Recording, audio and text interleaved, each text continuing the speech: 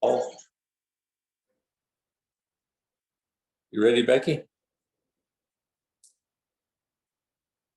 Roll call, Mr. Nemick, Present.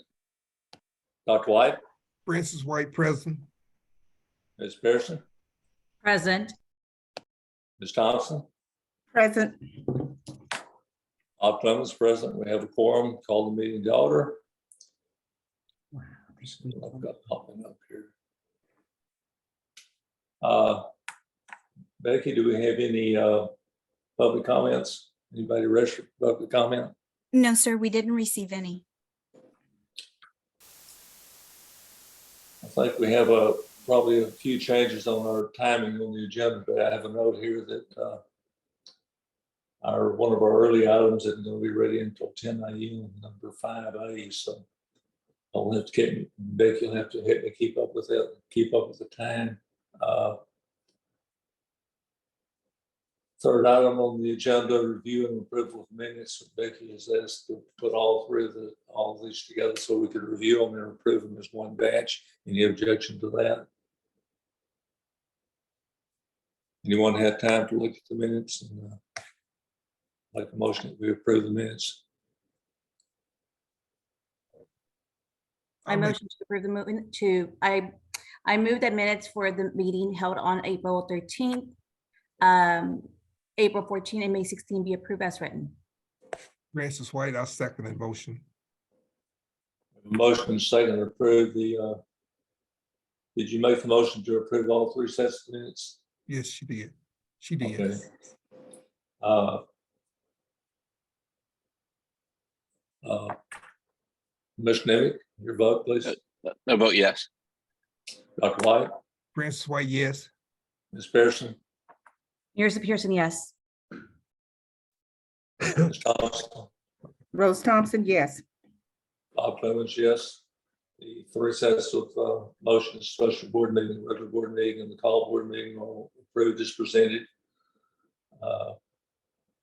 Next item on the agenda is the public notice. Jim Pollock. Jim, are you with us?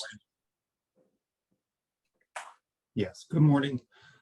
This is a public comment section of the board agenda, and the public comment is for our intention to apply for federal grant funds this coming school year. And on the next page, there is a short list of the grants that we'll be applying for, but it does include the same as this previous year, which includes Title I, Title II Part A, Title IV, and Idea B, which is for special education. There is a brief statement of what the funding is for, the intent of the funding. For instance, Title I Part A is to help schools with high concentrations of students with low income families, provide them with a high quality education, enabling all children to meet the state's student performance standards. And so for that fund, we received a planning amount from TA of $542,983. And similar to previous years, we're going to use those funds, or we plan to use those funds for the campus student and community liaison staffing, and also for district instructional coordinators, compliance software, which is like Frontline, Eduphoria, things like that, instructional software, Edgenuity, Canvas, other instructional software applications, as well as professional development and campus support. So travel to campuses and providing them face-to-face support. In addition to Title I, there's Title II Part A and Title Jim, IV Part A. Yes. on Title I, can we put in there for program intent, parent education? Parent That, yeah, I mean, just as a side note. Yes, I will add that. And that's what this section is for, public comments from anybody. So if anybody has anything to add or want to be discussed at the campus level, let me know and I will get it out there to everybody. But Title II and Title IV, they're smaller amounts. So we're going to use, there's a process within eGrants to apply for the federal funds where we can, it's a transferability. So we're going to transfer those funds over to Title I so that we can use them for the staffing, pretty much for staffing.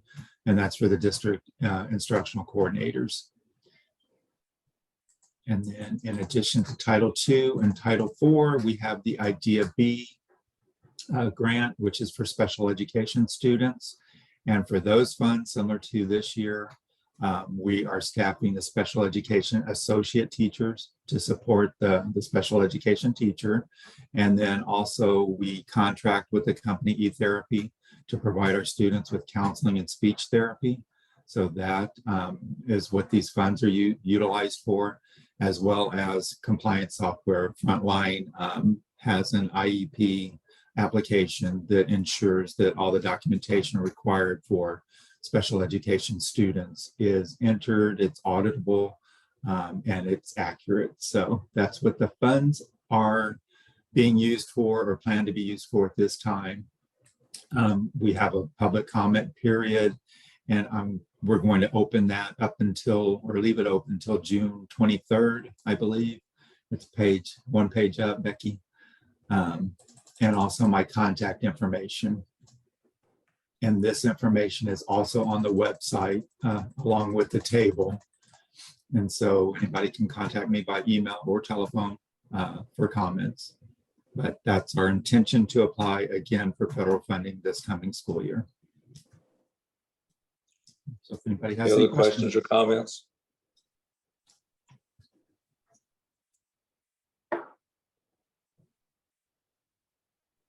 Federal All right, thank government y'all. hasn't changed a great deal in many years. These same three areas have been the primary areas. IDAB was added.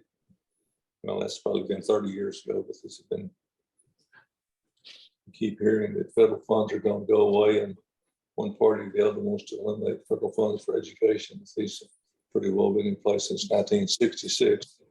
A lot of talk, but they're still there. The next item on the agenda is one of the things 5A that's going to be postponed until 10 a.m. So I think we're ready for 5B. It's the district strategic plan. Dr. Anderson. All right. Again, good morning to everyone. As you're aware, the RMA had a district strategic plan that was implemented in 2020 that ran into 2023.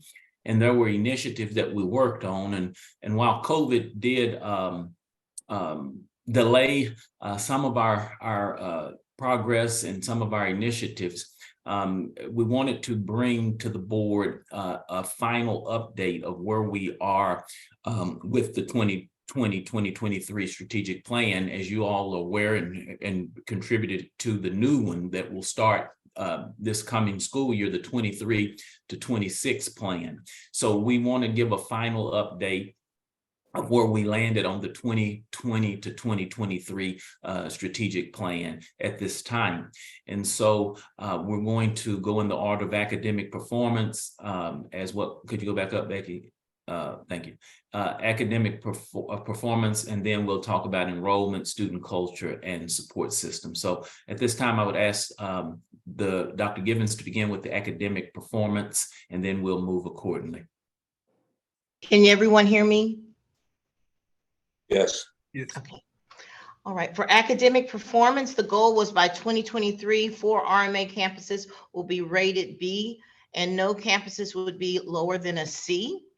At this moment, we cannot confirm or say that we've met this goal because our rating for 2023 has not come out yet. It is due out by September. As far as the initiatives, standardized lesson plans, that goal has been met. All of our core courses have standardized lesson plans, and we prioritize the English lesson plans first.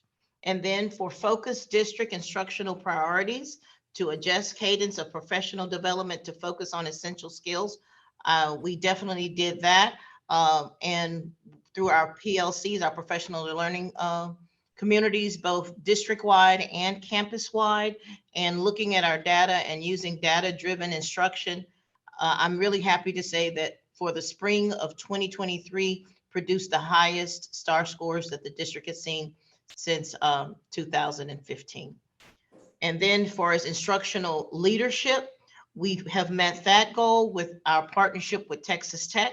And then in addition, we have supported all of our instructional staff with increased participation with our local educational service centers, with the COVID recovery instructional material support initiative. That's the CRIMSI that gave us our new math and language arts curriculum with Lead Forward. And so we have met all of our priorities for academics. Dr. Gibbons, would you talk about, I know you and Jim have kind of taken a preliminary look, and while we may not be, all campuses may not be B rated, is the probability of any of them being F rated, what's the odds of that? From what I've gathered, very slim. Would you talk a little bit about that? The odds of us having an F-rated campus is very, as they would say, highly unlikely in statistics. So, you know, I believe as far as a district, all of our campuses will be at least a C. We might have a D, but I kind of doubt it. It's hard to say, but our numbers are very strong. I look for the district to definitely be a solid B, if not a solid C, if not a B, and us to come away with some B campuses as well. I have a lot of confidence in our performance. Like I said, this performance this spring at 41% overall was one of the highest that the district has ever produced. This year's been overall one of the highest, the district overall. And our CC, you know, with the district, 40% of our accountability is STAR performance, right? And the other 40% is the CCMR component. And we have really focused on that. And we have a very healthy CCMR participation. And then the 20% is graduation. And again, we are graduating students as well. So I feel very confident in what will be rated in our campuses.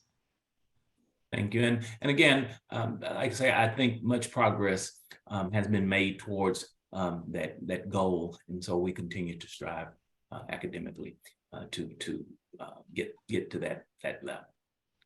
All right. Thank you. Thank you. Then next with enrollment and enrollment priority.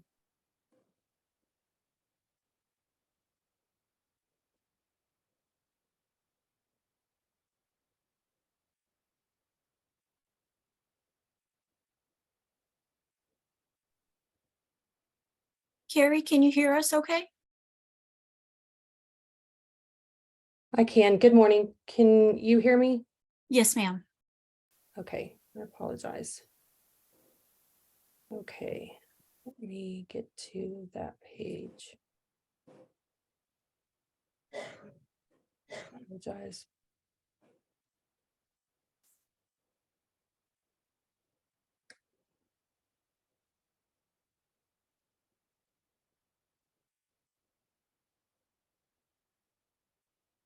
Okay. So with enrollment priority, we have completed all of our goals that we set forth to complete for our strategic plan. The first one was a customizable RMA toolkit, and there was a repository of materials that were customized for each campus's unique needs.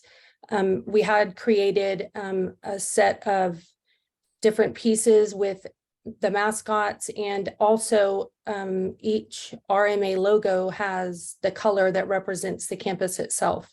So there's a folder on SharePoint, and the campuses have access to these things in order to use them for any of their advertising or the pieces that they may need when they're doing campus-wide pieces for their students and staff initiatives. And so that was done. We also have a district. We also have district marketing pieces that were created, and we created alumni logo, and then we created the graduate logo that we used as well. With this, we had a centralized marketing campaign that improved our brand recognition, and that included a brand awareness piece that we're able to send to vendors whenever we need to include some type of advertising for the district itself. And it has the coding for our colors and the font that we use. So that's helped an exorbitant amount, because our brand recognition was able to have a contiguous plan throughout the state on all of our platforms, whether it be social media or website or in print. With the additional student services support, we added remote learning sessions by adding the additional Edgenuity and Canvas platforms in classes, and that accommodated more students. We also were able to add a unified implementation of the school messenger for all of our communication across the district. And so by doing that, we're trying to have our shareholders and all of our families become aware of receiving communication in a standardized way with a standardized messaging system. So that enables us to better track all of our details with our communication pieces. We've also developed a tracking system through our PEIMS coordinator to track enrollment by using WebSmart, and we're able to pull our data retrieval reports and track those with our numbers. So those were all completed, and we're excited to say that that was finished a little bit before the deadline.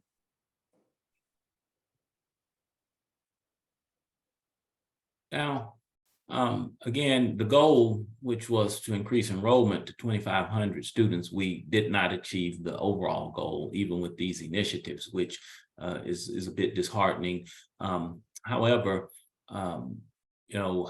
that's something that we will continue to work on, and it was probably one of the goals that we underachieved in the most. However, as you'll see in Carrie's report, the hits on websites and social media sites for our district increased, but it did not translate into an increase in enrollment or ADA.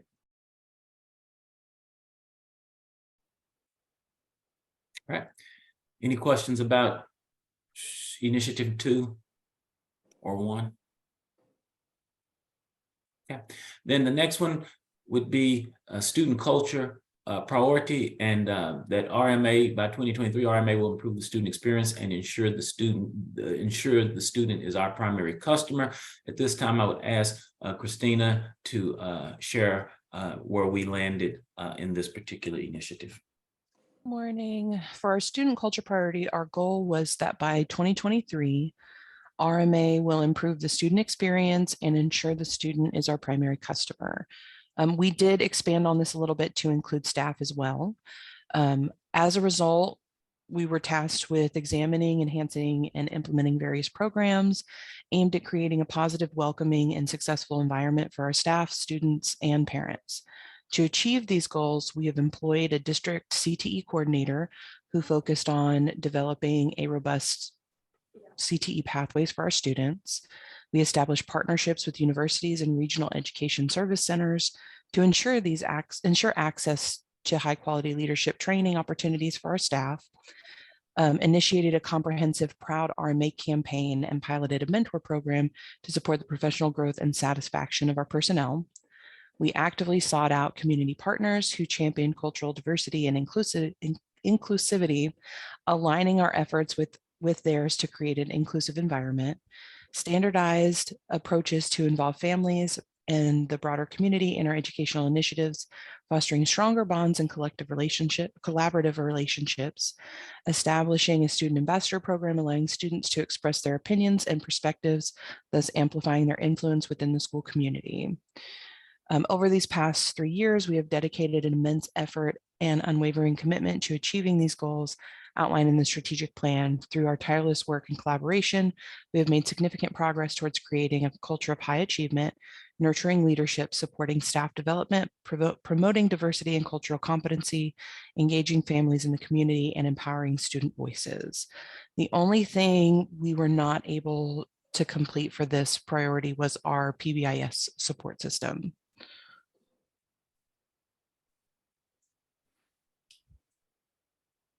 Right. And so one of the things is, as Dr. Givens alluded to, as far as the CTE, Mr. Showers was brought on board. He's done a fine job, and you'll hear about what he has to, what all he has achieved over this year. And then also the partnerships with the universities and the educational service centers as far as leadership training. Dr. Givens is, and you'll see a contract, I believe, coming from Dr. Givens, it may be July, but with Region 4, that will also do some principal leadership training and so on and so forth. So then we had the partnership with Texas Tech up until this year that we had our principals participating in, which I think they gained a lot of good insight and training from there. And then again, to recruit, retain, and develop staff, Dr. Givens and her team has put together a very robust professional development campaign. And as far as the mentorship part of it, we utilized some of our principals last year as mentor principals. We haven't implemented the teacher mentor program to the extent that I would like to see it put in place, but that's something that Dr. Givens and her team will continue to work on and strengthening as we go forward. And I believe that will become more prevalent in the years to come. And then, as well as the community partners that promote culture and diversity, our campuses have engaged more in that area with the community to build the brand for RMA and expose RMA, and to try and be a team player with the communities that we're in and support the communities that we're in. One of the big things that I always ask of the principals, let's not just be takers of our communities where we have schools, but let's also be good partners and contribute. That's why we wanted the basketball court in Corpus Christi that Epic and help me carry, Epic and Frostbank donated the money for, and we had a really nice ribbon cutting ceremony. And one of the things I shared with the city council representative for that district where our campus is in Corpus was that this was not just for RMA students, it was for the community. And she said, that's wonderful to know, I'll be bringing my grandson up to play on this court. So we certainly like that. And then a lot of our schools, as state legislators came to RMA's campuses this year, we had several that showed up and different events throughout the year at our campuses. And the students, a lot of the schools had student ambassadors, which was a very strong, I know in Corpus, it was a very strong student ambassador program. I know in Pasadena, Miss Baker has a very strong student ambassador program. And so we're letting students drive some of the decision-making outside of instruction that we feel will benefit our campuses. And so that's where we are in the student culture priority. I have a question. Yes, ma'am. As far as the positive behavior interventions and support, what is it that we're doing to rectify it? Or what's the plan of action that we have in place? Well, I shared with Christina when we discussed this to put our piece together here. One of the things that we're going to is it's not an initiative that's going to die. It is certainly an initiative that will still be a part moving forward. And so it will be implemented. And so one of the things that we have to do is it requires a lot of training and staff training and things of that nature. So it'll be some more discussions about it, around it, and it will still be an initiative of ours internally. And so it's not dead, because this is very important. PBIS in a lot of schools, I implemented it when I was in Crowley, and in fact, we received an award because our campus was one of the best implementations of this PBIS system, and it works really well with at-risk kids. And so we will continue to work on getting this implemented at our campuses. So what is it that we're doing though to implement it? Like what kind of activities, or what is it? It's an entire program. So it's kind of extensive to explain. You have data boards to monitor your discipline, and you have them posted in visible places. You have these specific routines implemented at the campus. So it's a whole book that in training that you go through, that your district goes through. So right now we have not implemented any of it. And so we have to get our staff trained on those processes. And I can send you some information on what PBIS is, but when you go to our campuses, once it's implemented, you should be able to see it through the processes that students, are utilizing, and the expectations in the classroom. And if you don't mind, Dr. Anderson, I am looking to have start that PBIS training at Convocation. I'm looking to see, since we're going to have all of our teachers, counselors, and principals at the Houston location for back to school, I am looking to see if I can get that scheduled. So it's just a whole, Ms. Pearson. But it's a whole process. It's not just a, it's not a one time specific one, two, whether these, it's a, the PBIS book is about that thick. The last time I saw one, it was about that thick. So it's remind me, is that something that goes along to what we saw in Houston, basically, where they started implementing and kind of showing, there was the boards with the graphs.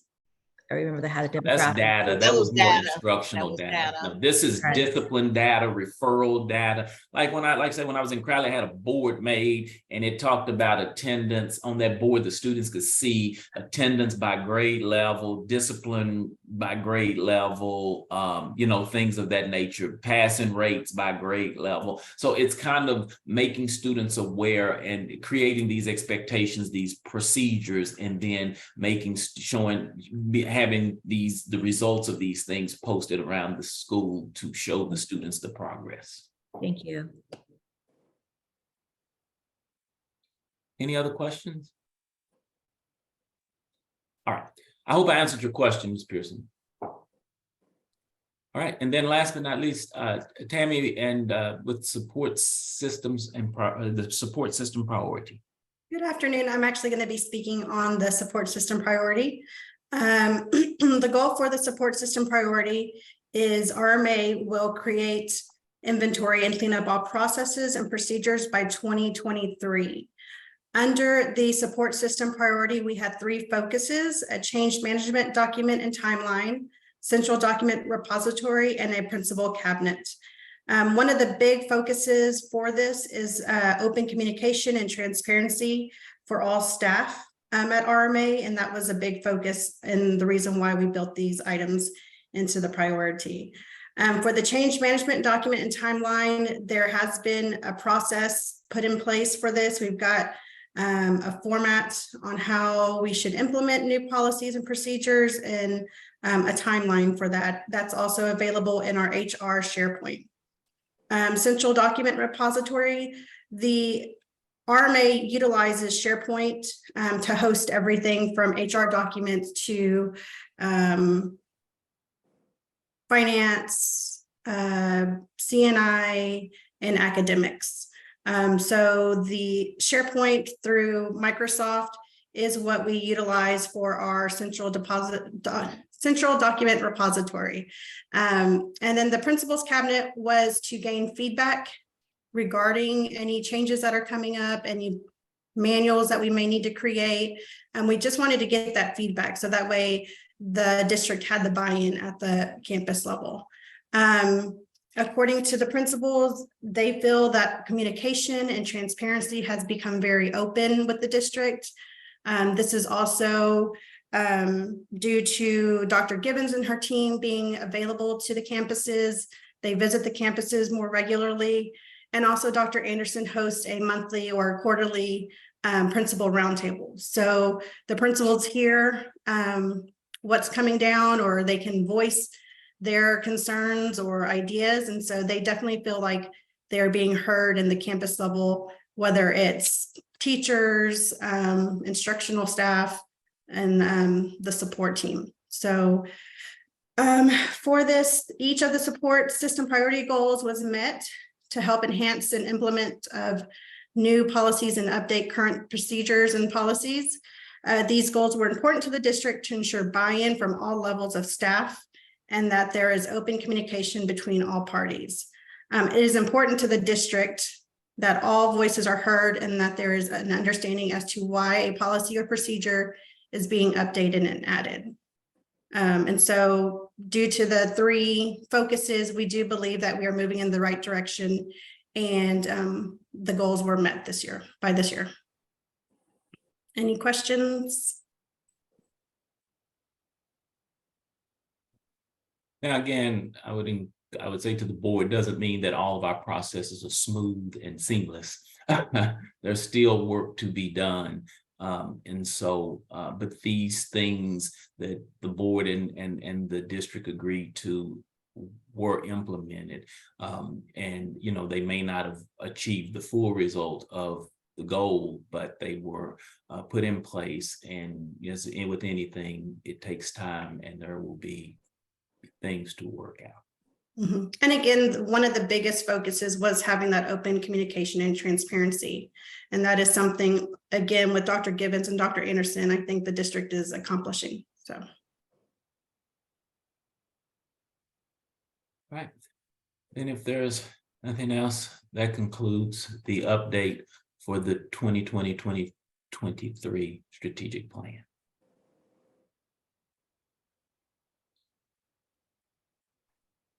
Okay. On the agenda, the annual state of the district report, and Dr. Anderson. All right. Again, at the annual board meeting, we like to bring the things that have occurred. You know, a lot of things take place in the district, and you know, we send out those monthly updates that I would email you guys to share with you what was going on in the district. But we want to give each department an opportunity to share with the board because sometimes it's not communicated or it's not evident. And so we want to take this time to allow the different departments in the organization to share their achievements and their areas for improvement, as well as any data. I have asked that they not be long-winded, and so that we don't spend too much time on this, so they won't be going through every slide. We did send this out to the board in a PDF, so you should have had an opportunity to review it. If you haven't and you review it at a later date and have questions, feel free to reach out to us and we'll be happy to answer. And again, I want to reiterate to those that are going to be speaking after me, we need to keep it brief. We do not want to be an hour on this presentation. So at this time, I'll turn it over to the business office for their state of the district update. Good morning.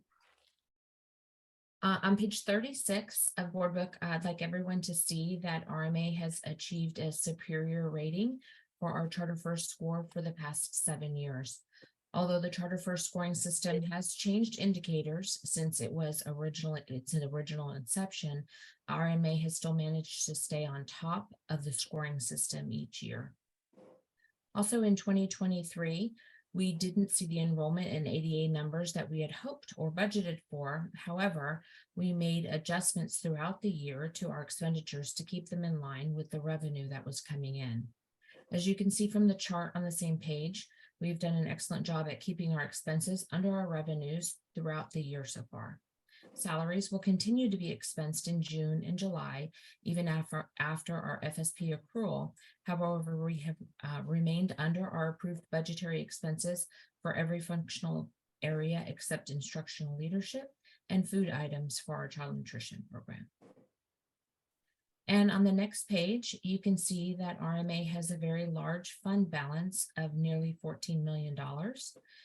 In simple terms, the fund balance is an accumulation of revenues minus expenditures, and it goes all the way back to RMA's inception.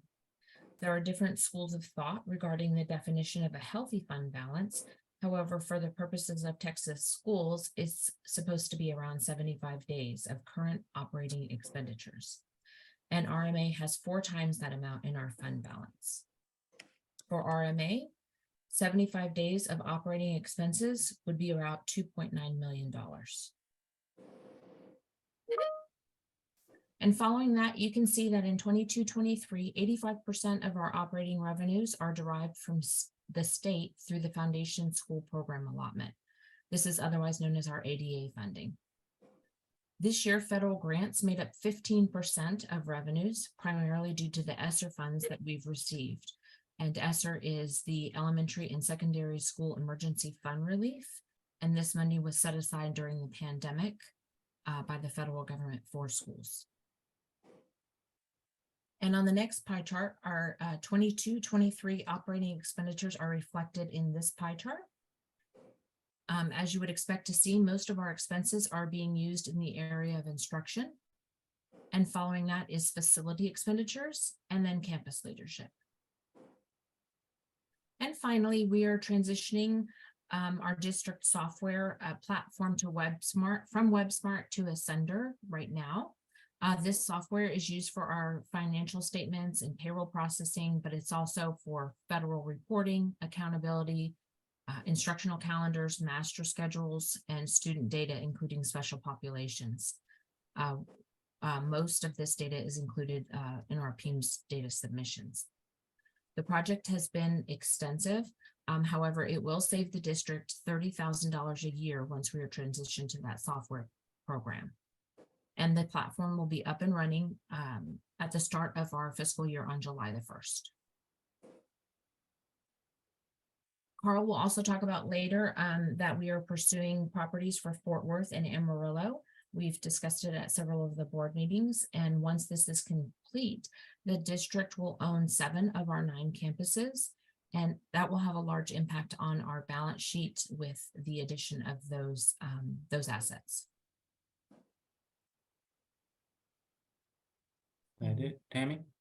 Yes, that's it. Thank you. All right. Thank you. And I want to just share that in the business side of things, that we continue to monitor the budget. And that's one of the things that Tammy and her team and we work together so well to try and make sure that we know that enrollment has been on the decline for many school districts. And so we try and make sure that we take actions and proactively to ensure that the district remains strong financially and not, in danger of running a deficit. So, right. Then I'll ask, are there any questions for Tammy? Then Carl, I will turn it over to you for technology and school safety. I am ready. So just to go over some of the things that our department does, this department serves as the primary point of contact for all operations, managing and coordinating all activities related to the smooth running of the schools. And our areas of focus are the student services, which Amy Wood oversees, technology, safety and security, and facilities. Let's see. And under the technology realm, some of the things that we focus on is E-rate management. Currently, RMA receives 85% discount rate on all of our internet and telecommunications services, and that's through that's pretty significant considering we have 9 campuses spread out all across the state of Texas. This internet access for the 9 campuses. Communications includes phone, fax, emails, video conferencing. Then under, we also maintain all of the district's endpoint devices, computers, cell phones, copier systems. And then we manage and controlling inventory through our RCI asset inventory.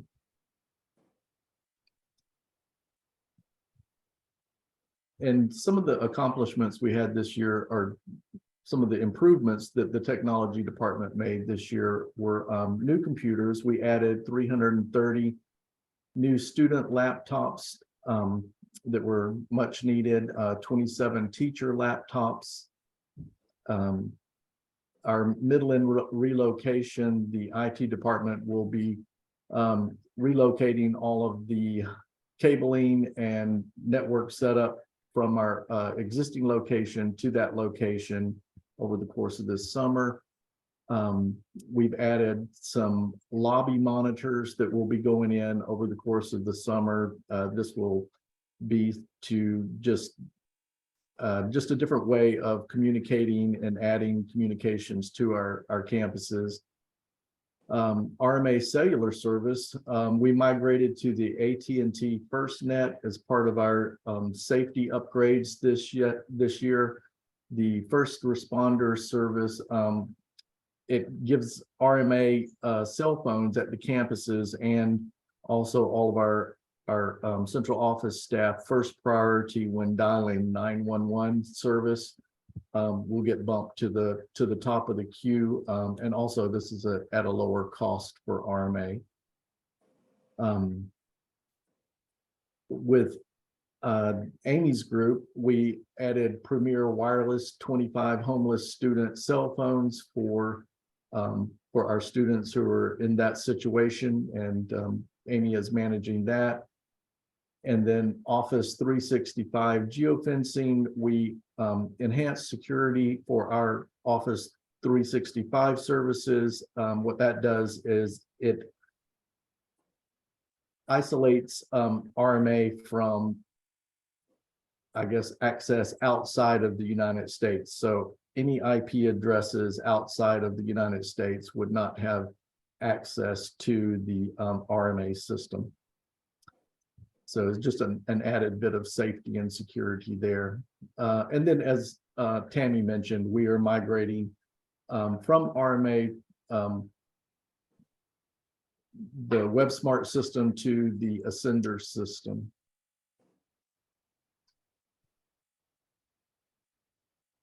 And some of the things that kind of overlap, technology related to safety and security.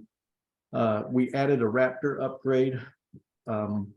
This is the Alert and Drill Manager as part of a SPAT grant. We'll talk more about that in a moment. We did a two-way radio refresh across the district. We consolidated all of our campuses onto a single two-way radio that we use. So all of our campuses are using the same two-way radio, and it gives us just a little more flexibility when it comes to that service across the state. Additional campus cameras. We added additional cameras to Amarillo, Fort Worth, Killeen, Midland, and Odessa. This is something that we continue to do on an annual basis just to increase our visibility at the campuses. So there'll be more of that coming this next year.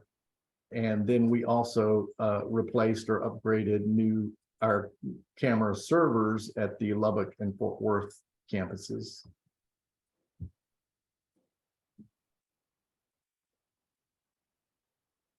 And so the RMA technology, new computers, we can skip that slide. It's just so, and then throughout the course of the year, we serviced 3,624 tickets were entered, and 3,610 tickets were addressed. As you can look at the graph and you can see that the input is pretty consistent.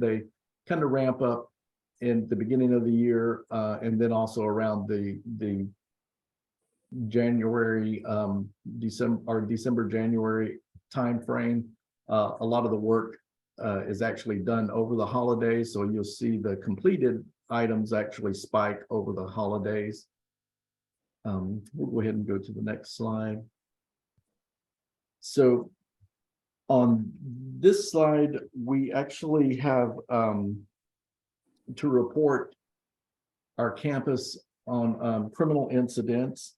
The TEA requires school districts and open enrollment charters to report on violent crimes on campuses, and RMA did have some items to report this year. We had 2 firearm incidents in Corpus Christi. We had 1 knife incident in Pasadena, and we had 1 aggravated assault in Fort Worth. And with those are just reports. We didn't actually have any incidents that harmed people.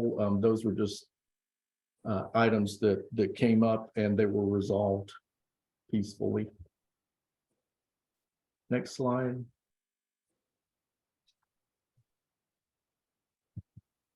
Some of the grants that we actually processed throughout the course of the year that helped us was the SPAT grant, which, as I mentioned, upgraded our Raptor system. This allows us to have more control at the campuses. It allows for our drill logs management feature, and also emergency preparation and reunification. We received funding for a school safety grant, standards grant, that'll improve the perimeter of our schools. We'll be upgrading the door safety on each of our campuses, and the locking systems for the interior classrooms. And then there was also a COVID PPE grant, we'll call it, that we finished up this year that focused on air filter systems, face masks, and hand sanitizers. And then also we maintain compliance with TEA. So next slide. So with the school safety audit and filing highlights, completed some things this year that will improve our safety on the campuses. Next slide. And then some of the things that we're working on, behavioral threat assessment, AED, CPR, stop the bleed, trainings. Go ahead, Becky, I'm gonna roll through these. And then we'll get into facilities real quick. We provided facilities maintenance for 9 campuses, property asset management, and construction management for a couple of projects. Go ahead. And under facilities maintenance, we completed 33 capital repair projects, performed installation and repair associated with TEA's safety mandates. And we performed site searches and for the campuses that we're replacing in Amarillo and Fort Worth.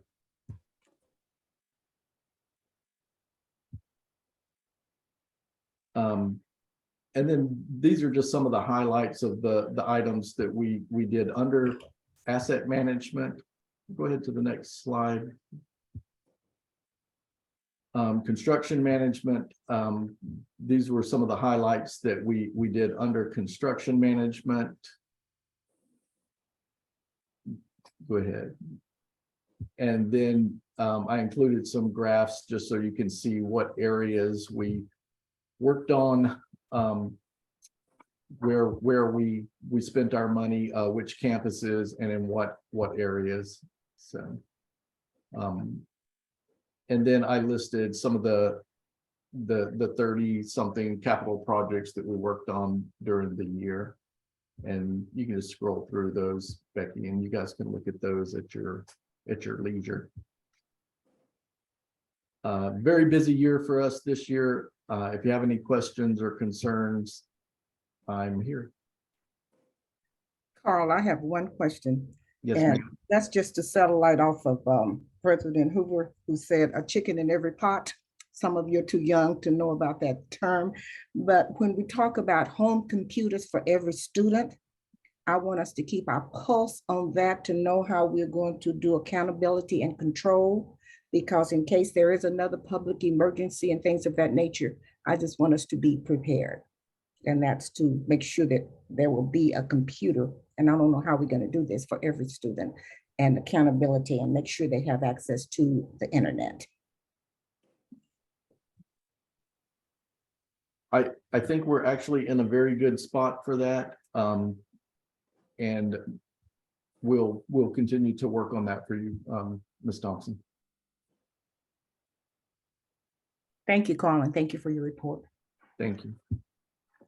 All the reference you made about the potential new campuses and what Bryan College Station and Grand Prairie, what's the status or thought on that right now? So it's our intention is to start working on the expansion this September with the new school year. We've identified the areas those areas as having high dropout rates, and also they have the correct demographics for campuses that would be successful in the RMA system. So that work will actually begin in September, and will actually have to be filed in January. And we should have an answer from TEA by March of next year. You know what the situation would be moving a campus as opposed to acquiring a new location? We can move a campus within. Or move a campus to a new location. Well, we move them all the time. Like our relocation in Midland is a relocation. We're also doing the same thing in Amarillo and Fort Worth. So we can move a campus within 25 miles of our existing location without any issues with TEA. So if that comes up, we could make that move. Thank you. All right. Any other questions for Carl, comments? Then I'm excited to turn it over to Dr. Givens so she can share the academic piece. I said this at graduation, and I'll say it again, say it to you all as well. The rigor that a student has to endure to graduate is tremendous. And I don't know that any school board in the state of Texas really understands the logistics of the accountability system. You know, to be able to say, oh, we need to be A's. Why can't we get an A? It's not that easy. Even if you make an A, you still have a growth measure. And at an A, you're still expected to grow in order to keep that A. So it's crazy system. And so for dropout credit recovery, you know, it is even more complex because when we get the kids we get, they are already behind grade level. Many of them can't read on grade level. There's a lot of challenges. We get some that can and that excel very well. But one of the biggest pieces of our academic accountability was that we were missing was the CTE piece, the career and technology piece. And I think that when you hear Dr. Givens' report today, you'll see that a lot of work has been put into getting that piece put together. And that piece was causing our district to really hurt in the accountability area. So Dr. Givens, I'm going to turn it over to you and ask you to share your part. Hello, everyone. And I'll today, not only am I, it's me, but also my colleagues, Mr. Showers and the CTE, soon to be CCMR coordinator, and Ms. Brown, the counselor coordinator. They're going to join me with this presentation today. All right. First of all, we were, for this past school year, we were rated a C, a 73 out of 70.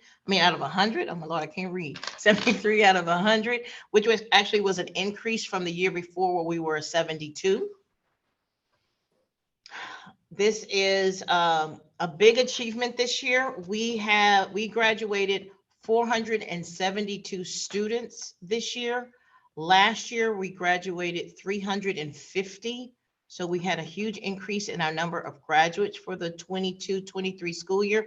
And with that, I want Ms. Brown, our counselor coordinator, to come on and give you a brief profile of our graduating class. Ms. Brown? Good morning. Good morning, all. Can you hear me okay? Mm-hmm. Okay, great.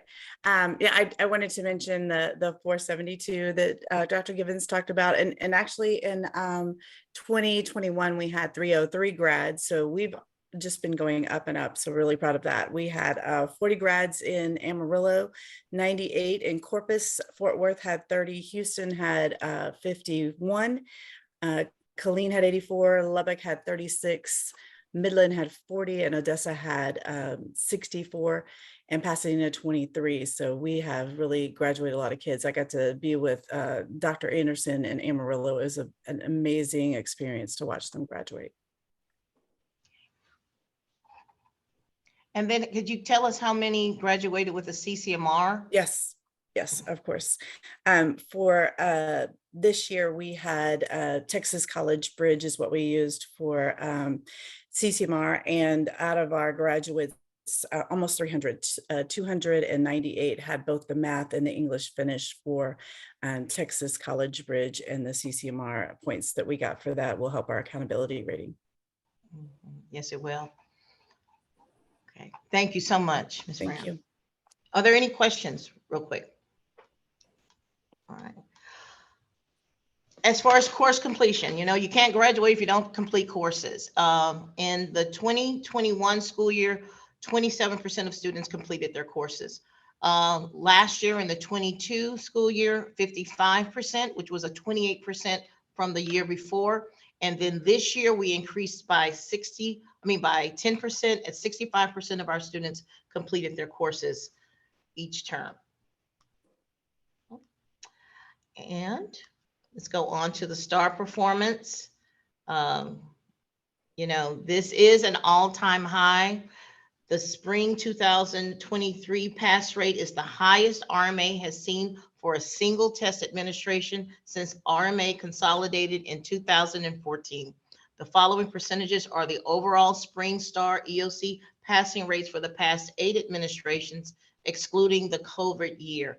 This, I had to put this because this, it's a lot of work. I didn't teach a single student this past year, but this is a reflection of our teachers, of our principals, and I have to celebrate this. And actually it's 41%. We found out at the end after I had submitted this, it's actually 41% passing rate. So I just want to say congratulations to all the staff at RMA because this is huge.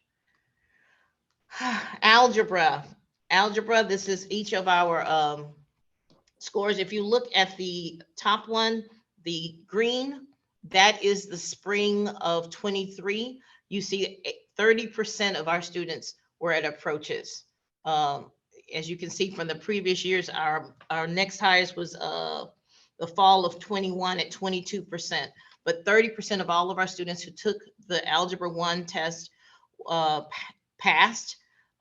This is huge. And not only is it 30%, but we had a high number of students, a record number of students actually testing this spring. So again, I'm just going to give you the highlights and not go through every single detail, but I'm really proud of the efforts of the district. In biology, you see that bright green, 56% of the students passed the biology test. Can you go up one more? Thank you. 56% passed the biology test this spring. Okay. If you go to English 1, The bright green where it was 22% passed. But if you look at that master's 3% passed at the master's level. Okay. English 2, 32% passed at approaches for English 2. Again, the highest level passing for the subject. Okay. U.S. history for the spring of 23, 80% of all of our students who took the U.S. history test passed, and 21% of them passed at the master's level, and 24% passed at the meets level.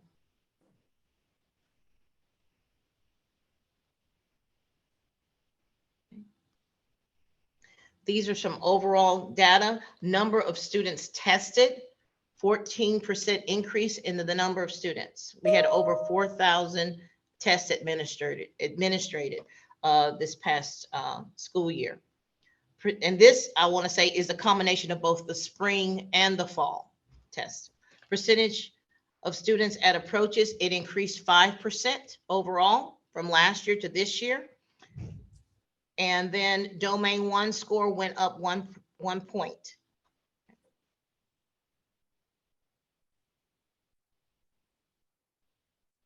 Okay. Now we're getting ready to talk about college, career, military readiness. As I stated before, when we talked about the strategic plan with accountability, STAR performance is 40%. CCMR, or college, career, military readiness, is the other 40%. So it's just as important as the STAR performance. And then 20% is the graduation rate. Moving on. The college part of CCMR is our Texas College Bridge. These are college prep courses. Last year was our first year, and we had 113 students who received a credit for a Texas College Bridge course. This year, we had 726 students who received a credit for a college prep course.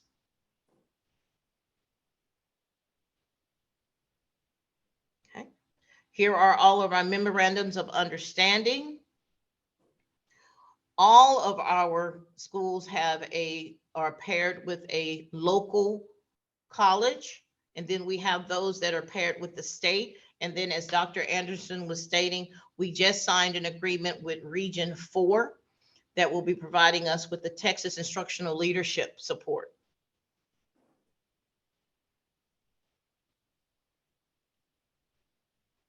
The Texas Success Initiative, the TSI, we had 279 students participating in the TSI test this year, which was also an increase from last year. And in our TSI initiative, if you go on to the next screen, you'll see that 48% met the English benchmark, 14 met the math, 29 met the writer placer, and 11 got both English and math. And if you get English and math, that counts as a CCMR credit.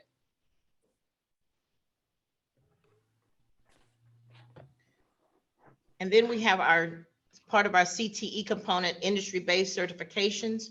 We had 121 students earn a industry-based certification. And with that, I want to pass it on to Mr. Showers, our CTE coordinator, and give us some details and updates on the CTE program here. Good morning, everyone. I guess we can all agree that it's no secret that this past year, we as a district have made significant impacts on our CTE program and our CCMR. During our 22-23 school year, over 2,100 students participated in our 6 CTE programs across the district. I want to remind everyone we have 3 CTE programs, a minimum of 3 CTE programs at each of our RMA campuses. We went from 0 students earning certifications in 2019, 2020 to, like Dr. Givens stated, over 100. As of today, actually, that number is 135 students who have earned certifications through RMA as they graduated. And through our partnerships with our community colleges, again, we have partnerships with every community college in the area that we have a school. We have now over 160 students participating in dual credit courses.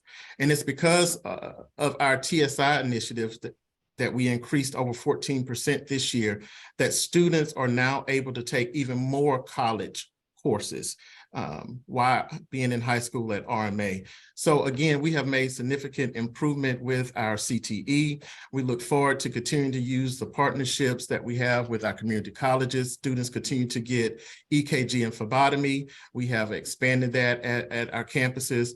Also, we've did a pilot of NCCER, which is another version. It's kind of like OSHA on steroids, if you will. And so we are looking forward to seeing even more students graduating with certifications from all of our now 9 campuses. Mr. Showers, what does NCCR stand for, please? Would you, I avoid using acronyms, and tell us what those things are. No problem. NCCER is the certification that students use that's going into industry, any type of industry where they have to have occupational safety, where they have to use tools, where they have to be any type of plant situation. It's really safety. It's all about safety, occupational safety. Again, it's similar to OSHA, and we had a pilot this year through Craft Training Center with our Corpus Christi campus, where we had 10 students enrolled in that particular program. And I was there at the Corpus Christi graduation this time and saw that 5 of those students graduated with that particular certification. It's a great way for us to give students a certification, the skills they need to immediately go into the workforce and become productive citizens with that particular certification in any particular industry. And I believe it stands for National Center for Construction, Education, and Research. Yes, Dr. Gibbons, I thought, yes, it does. Are there any questions? Yes, I have a question. No. Have you finished your report? Yes, I'm sorry. Yes, we have concluded. Okay, the question that I have is, number one, I really want to say thank you for the MOU on every campus, because that was one thing that I was just so pleased to see. And thank you for that work. The other thing, when I briefed you at the beginning of the school year, I was talking about how fast this AI train is moving. It's moving so quickly until we need to be prepared for some kind of transition for our students. And one thing that I'm thinking about, and I don't know how we create the ethics course, whatever we do to make sure that that's embedded someplace, we can go out on TEA and create courses. And because if we're not teaching character, community service, and integrity, we may be doing some of our students a disservice. Thank you. Ms. Thompson, I would like to share with you one of the courses. CTE went from having 8 to 10 courses in 2019, and now we have over 25 courses. And one of the courses we offer students is career prep. In that particular course, those bullets that you just mentioned is taught in our career prep. All students is able to take that particular course as an elective. A lot of our students take it through our Edgenuity platform. However, we do have a certified teacher, Mr. Ramos, who teaches it at Well from our Odessa campus. And so those soft skills are being taught through that particular class. And also we have another class is human development, which is taught by Ms. Rutledge. And that class is available for all 9 of our campuses as an elective. So those soft skills are being embedded in our CTE courses as well. Okay, and it is in Ingenuity also? Edgenuity, yes, ma'am. Okay, thank you. You're welcome. All right. Any other questions for Dr. Givens or Mr. Showers or Ms. Brown? Dr. Anderson, I think we had a guest who's supposed to Yes. present at 10. Was they ready for that or not? Yes, that's what I was about to say. If there's no other questions for the academic team, then we're going to jump to the Educational Foundation. One of the strategic plan initiatives for the district was to create an educational foundation. That was in the strategic plan of 2020-2023. And so that continues to be a priority for me, because I do want to see RMA with a foundation. And our broker, Joffrey Clark of Epic, recommended Front Porch Marketing, and he bragged about how this company has helped set up so many foundations for other charter schools in the state. And so I reached out to Ms. Porter, Carrie did, and we had a meeting to hear how the process works. I've had people that have offered to help set up a foundation for as much as $300,000 to as low as what Ms. Porter has charged or is able to help us with. So I've had a variety of dollar values, and I think this is the best value that I have come across. And so without any other delay, I would open up the floor to Ms. Porter to share with us Front Porch Marketing and how it would help us institute a foundation and who the other charters that she's worked with in the state of Texas. Ms. Porter, are you on?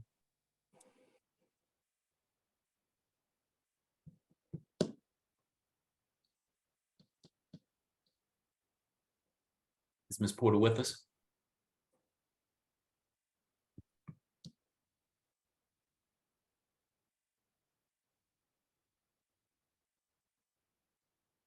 One once, one twice, 3 times. And I assume she's not here at this time. I was under the impression that she was.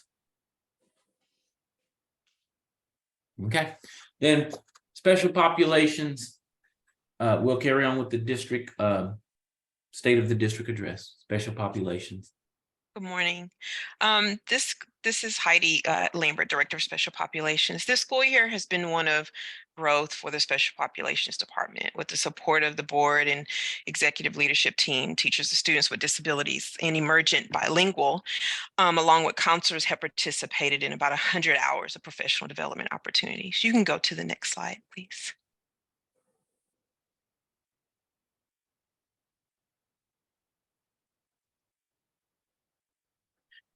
Rebecca, you can go to the next slide.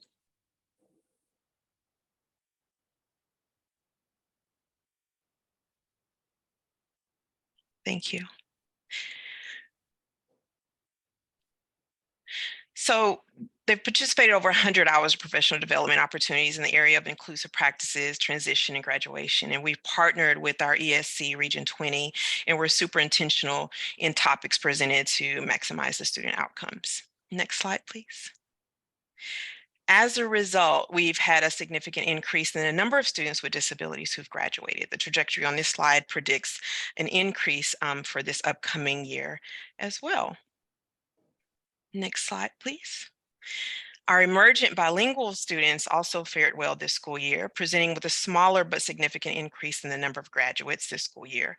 A big win was for one student who is emergent bilingual, who presented as a salutatorian on the Houston campus.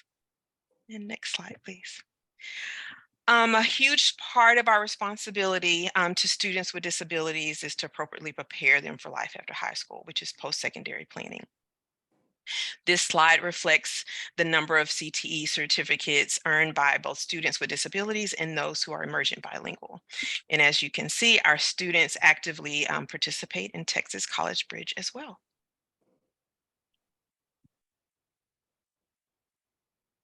Thank you.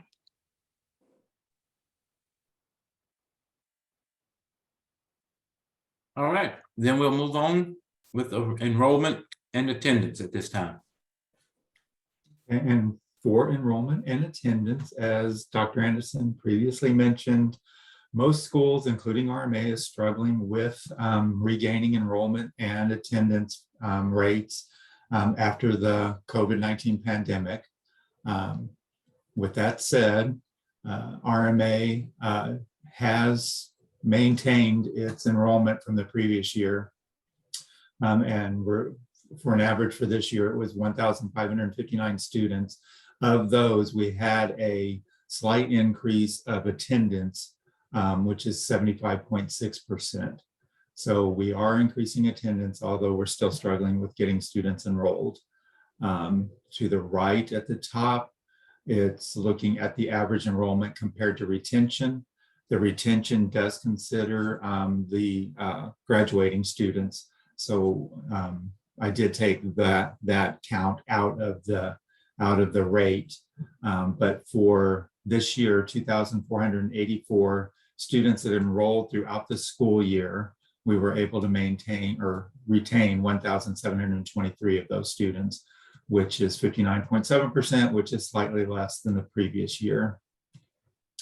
In the bottom left is a chart showing you the interest in enrolling with RMA, and that's through our online onboarding system. And so the blue column represents the applications that students complete. And so you can see that since 1920, it's significantly increased to this year, which is 2,692 students started an application in the system. Of those that started, the next column over is the applications that were completed, the yellow column. So that still has increased, but it drops from the students that initially started an application. And then the average enrollment is just the students that once they do enroll with RMA, we still have that high mobility rate. So students come and go often, and that impacts our overall. And then the last section of this page is the TAPER report, the Texas Academic Performance Report, which is put out by TEA.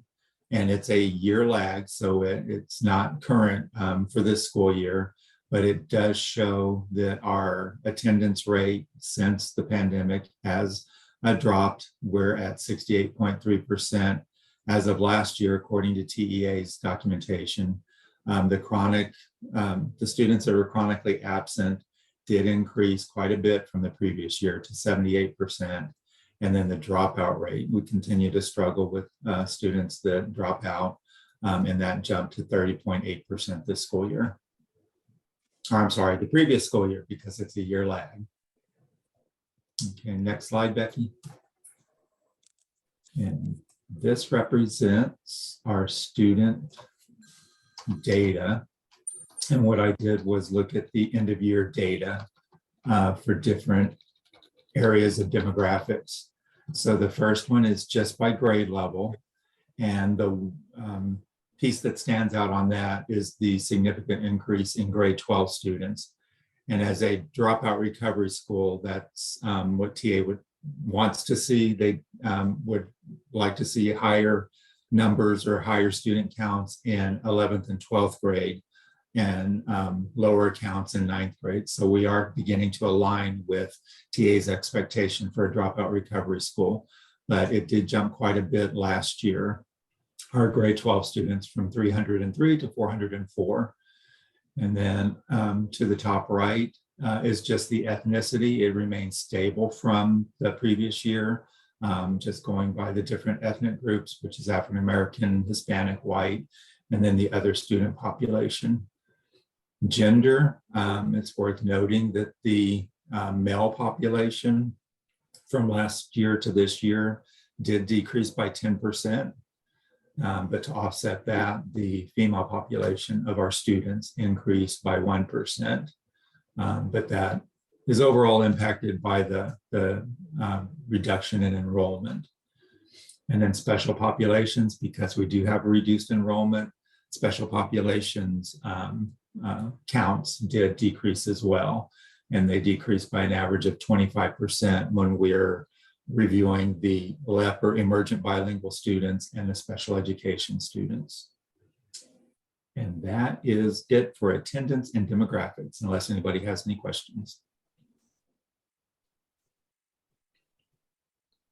I have one question, and I don't think there may be a correlation, but as you were speaking and I was listening, I was thinking about onboarding attendance and retention. And I saw that picture of students, just a slide of onboarding, attention, and underneath that, I saw a slide of onboarding of teachers, their attendance and their retention. So that's just information that was floating in my head. And I would like to see that slide from HR on onboarding of our teachers, their attendance and their retention. Their retention, okay. Thank you. There may be a correlation, there may not be anything. Thank you. No, it probably is. All right. Any other questions for Jim? Okay, thank y'all. Then we will move on to student services with Amy Wood. Good morning. I'm Amy Wood, Director of Student Services. One of the programs under my department is the Child Nutrition Program. RMA is continuing with the breakfast program. We provide free breakfast to all of our students, and we provide a light snack for our PM students. Everything that we serve, the menu, the items are all compliant with TDA's requirements, nutritional requirements. Our reimbursement rates this year are based on the student's economic disadvantage category. Something to note is there were a higher cost in foods this year, but we did receive over $60,000 in the supply chain grant from USDA. And so that really helped with our additional costs that we saw regarding higher costs in milk, cheese, yogurt. Also, we saw a shortage in food items, and so we were having to purchase other items that were more expensive. But this is something that all districts saw across the United States, which is why we were granted that supply chain grant. And then just to note, we'll be continuing the breakfast program and snack program next school year as well.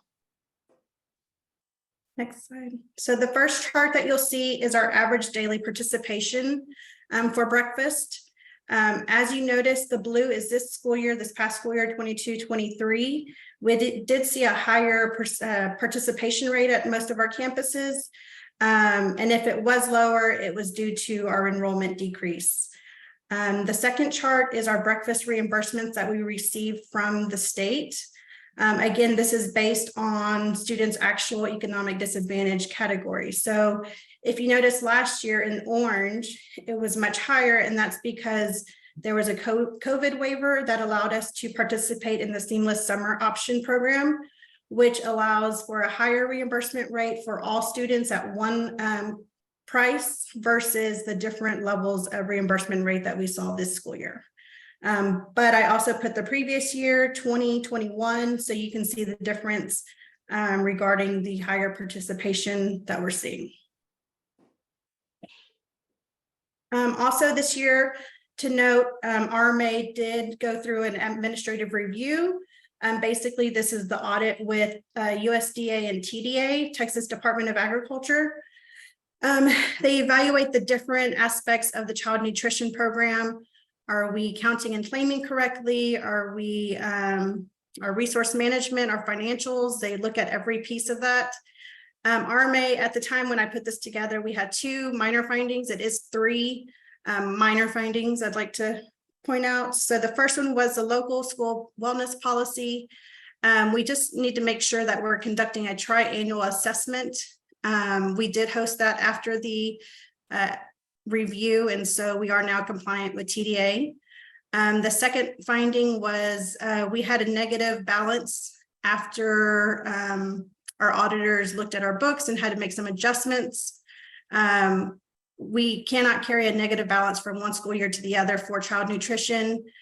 We did, before our auditors made those adjustments to the books, we did transfer money to cover the negative balance, but after the auditors made their adjustments, it looked like we had a negative balance. So we know what that was from, we've corrected it, and we know how to correct it in the future. The third one that came up just in the last week was our general procurement procedures for child nutrition.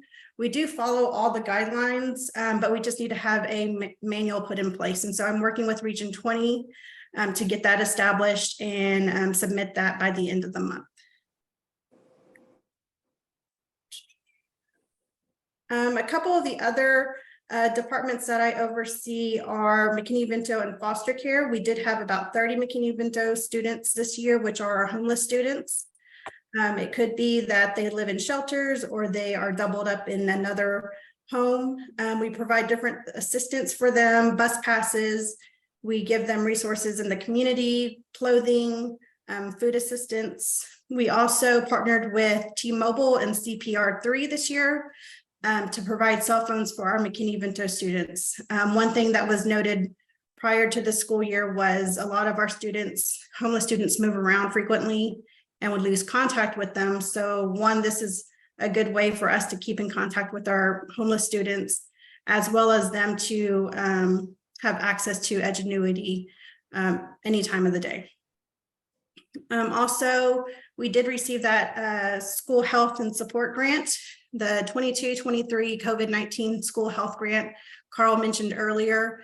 We received $71,123, and that was used to purchase PPE, sanitizing products, air purifiers, and to support on-campus COVID testing. And then I just wanted to make notation of some of our local resources that our SCLs utilize for students and families who may need food, shelter. Our biggest ones are food resources. And so just to make note, Houston and Pasadena work with their local food bank and provide a community food pantry. So I believe it's once a month. The food bank will set up food on campus. The students will help distribute. And it's not only for our students and their families, but they also provide food to anyone in the community. So they've had some really good feedback from that, and it just helps create partnerships within the community. And I think that was it. Any questions, comments? All right, thank you.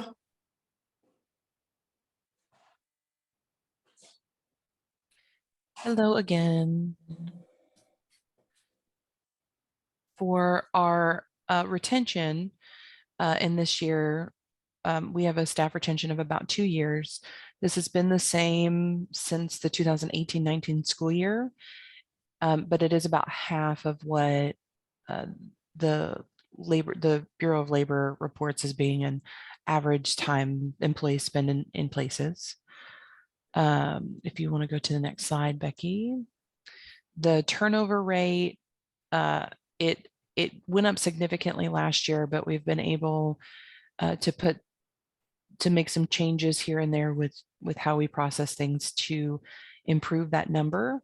On the chart here, the blue line is going to be our RMA turnover. The orange line is going to be regional turnover, and then the gray line is going to be education turnover. So we are doing better than both education and regional turnover. In regional turnover, it's going to just be all types of jobs. So we're looking really good there. Becky, if you go to the next slide, please. Thank you. We had 3 different grievances this year. They were all completed and finished at a level 1 and did not require any sort of escalation. And then we had 2 TEA human resource investigations. This is when TEA reaches out to us to say, hey, there's an investigation on this employee. Can you provide us some backup information for them? At the time these requests were received by us, none of them were for current employees. One of them did have significant findings, and we were actually the reporting entity for that report, for that investigation. And then if you'll go one more. So I do have an update here. At the time, we had 26 vacant positions. We currently only have 18. So the principals have done a fantastic job over the last few weeks, kind of filling in those gaps. And this is about normal for what we see this time of year with what staff are needed where. And I want to point out that both the registrar and admin secretary positions, we're making some changes to that, and those typically wouldn't be there. So that's going to kind of increase our number a little bit there. And then one more slide, Becky. And then our teacher experience, education, and certification. Our teachers have an average overall experience of 8 years. 100% of our teachers meet the qualifications to teach the subject or area that they're in, and 68% of our staff are currently certified. And then one more, Becky. And then I just have a couple of accomplishments listed here. Nothing crazy and things that you guys have been a part of throughout this school year. And that's all I have. Any questions for Christina? All right, then we'll move on to the last one, which is marketing and communications with Carrie Rennie. Hey, guys, I'm gonna be quick. I know I can get long-winded with some of these things. So for our key pieces this year for our centralized marketing plan, I'm gonna just focus on a few of them. We did roll out our school store that is online, and that way they are able to order different pieces. They can customize things with the RMA logo and get the pieces that they would like that would be indicative just for their taste. We also created an alumni template and social media page so that we can keep our alumni connected and in touch with them. We solidified our relationship with the TPCSA regional advocacy directors in each market. And so each campus has a separate director. And this was very advantageous for us because we were included and selected to be involved in Capital Connections this year with our state representatives. I know that Mrs. Thompson was active in a couple of those different connections with different state representatives. We had students in Lubbock that were able to give feedback to our state representatives, and those were very impactful.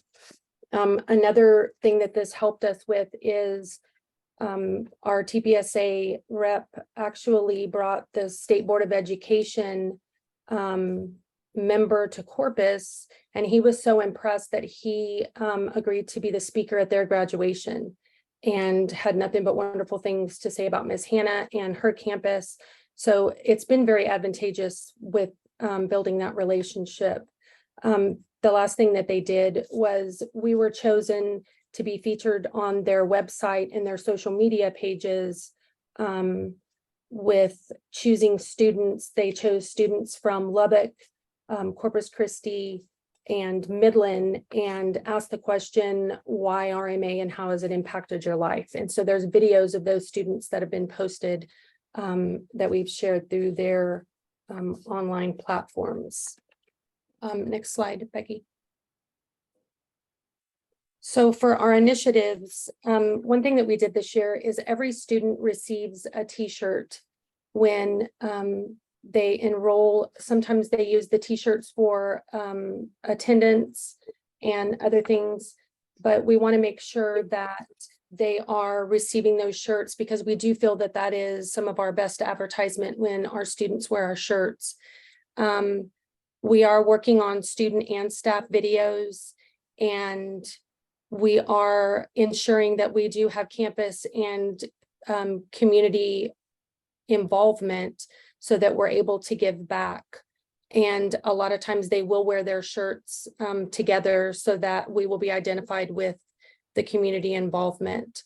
This year, Dr. Anderson did come up with a very unique idea. We are having the portrait of a graduate for each campus, and that is displayed on their individual website.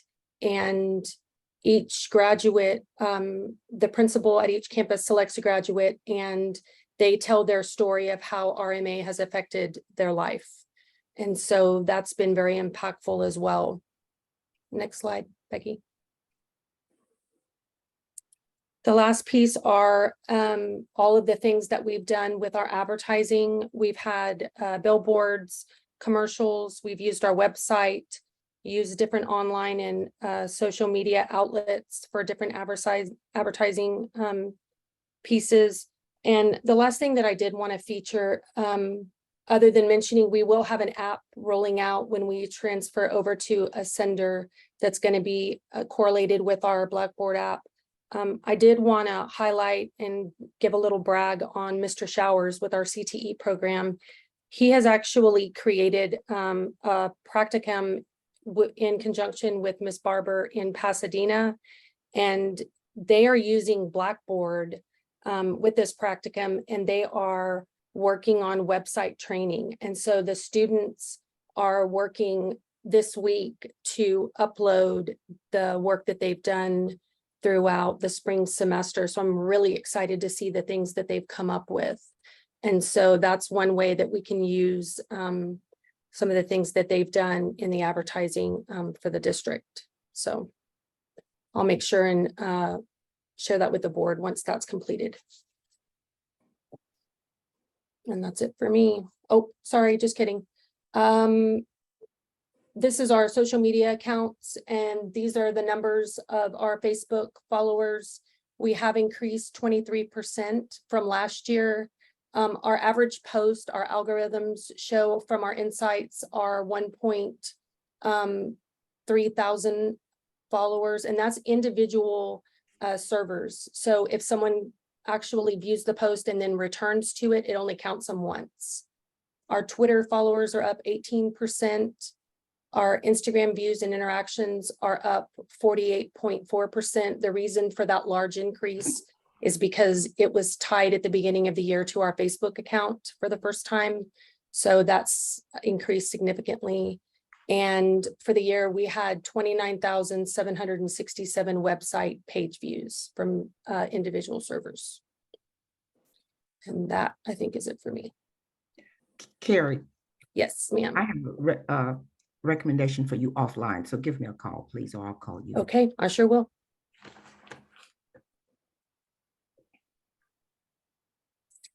Thank you all.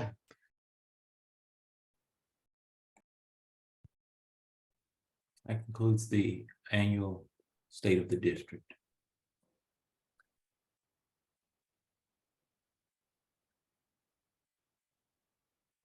Mr. Clemens.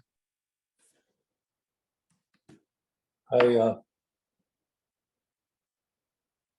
we through with 10 and Yes. 11? Okay. Yes. Is Ms. Porter on? Ms. Porter, are you with us? Okay. Then yes, we'll move on. Thank you. We're down to D, letter of intent. Yes. For campus. Okay. Yes, I wanted to, at this board meeting, present the board or introduce the board to a letter of intent that we have signed for our Fort Worth campus. In 2020, we began looking for a new campus in Fort Worth as our current lease, it expires this year. And due to COVID, we are running a bit behind on getting this purchase in place. However, we have identified a piece of property in Fort Worth. Dr. Anderson and I have viewed this property, did a walkthrough on it. It's a great piece of property. And so we presented a letter of intent to the owner, and they have accepted. And so we're moving on to the next steps in this process. So I wanted to run this by the board. In addition to the letter of intent, I wanted to let you know that by the next meeting, we hope to bring to you the purchase sale agreement and continue to move forward. So this piece of property, which is located at 5051 Trail Lake Drive in Fort Worth, and our offer for this piece of property was $2,250,000, which was accepted. This is a large piece of property. It's about 35,000 square foot. It includes an auditorium, as well as about 15,000 square foot of campus space that we would use for our school, and another 6,000 square foot of office space that we would use to relocate our central office. So at the previous board meeting, I presented some pictures of this building as a former church and school. And at the next board meeting, we'll go into a little more in-depth with the purchase sale agreement, as well as our due diligence request for this building. So this was just an information item. The letter of intent isn't binding. So just to let you know, we're moving forward with our piece of property or our selection for Fort Worth. Any questions or comments on this one?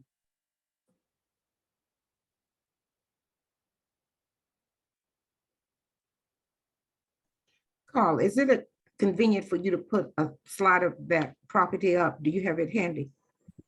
If not. Are you talking about, would you like to see a photo of this piece of property? Yes, sir. I'd like to have an update on that. I can do that real quick.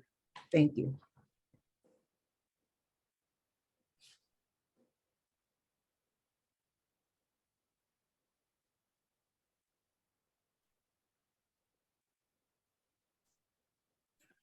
Share screen? Carl, let me know if you have the share screen option already. Looking for that. Okay. Share Should be down screen. at the bottom. It says I cannot share. Oh, okay, okay. Give me 1 second. Can I? Well, that's okay. Carl, you should be able to share now. All right.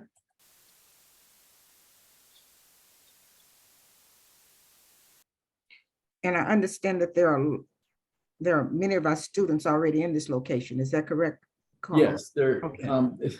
Fort Worth is actually a very interesting location for us. It's a large city, but our kids come from everywhere. So actually moving into this facility, we would actually be able to seat it with existing students. So we're very fortunate in that respect. Is this facility that had suffered a fire or something? No, ma'am. That was one of the ones that we looked at. However, this is not that facility. If you can see the screen, the piece of property that's in the foreground, that's closest to us, that is the actual campus. There's a 2-story building over to the right, and then there's some smaller portions over to the left, and that's approximately 15,000 square foot that would be used for a campus. If you look across the street, you can see the steeple on what's the auditorium / church, and we would use as an auditorium for graduations and convocations. And there's a small roof line back towards the back property line. And that's the 6,000 square foot that we would use for the new central office location. Okay, thank you, Carl. Yes. And just to chime in too, this is going to be a great experiment, so to speak, in that we're going to work with a realtor to get us a daycare in this over on the school side, this connecting building here in the middle as a daycare, so that we would also have so many spaces for our kids in the AM and the PM. And then the church that we're buying it from is already wanting to negotiate a lease option to lease the sanctuary out for services still after they sell it. So it lends itself for some revenue generation.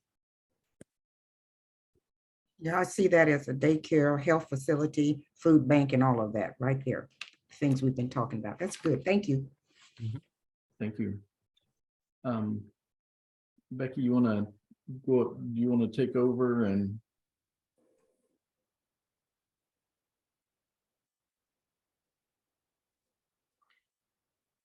And while she does that, Ms. Porter won't be joining us today, Mr. Clemens. Apparently she had to take her daughter to the pediatrician And so she's offline today. Mr. Tanton, if you can stop sharing your screen for us, please, so we can switch over. Just a second. All right.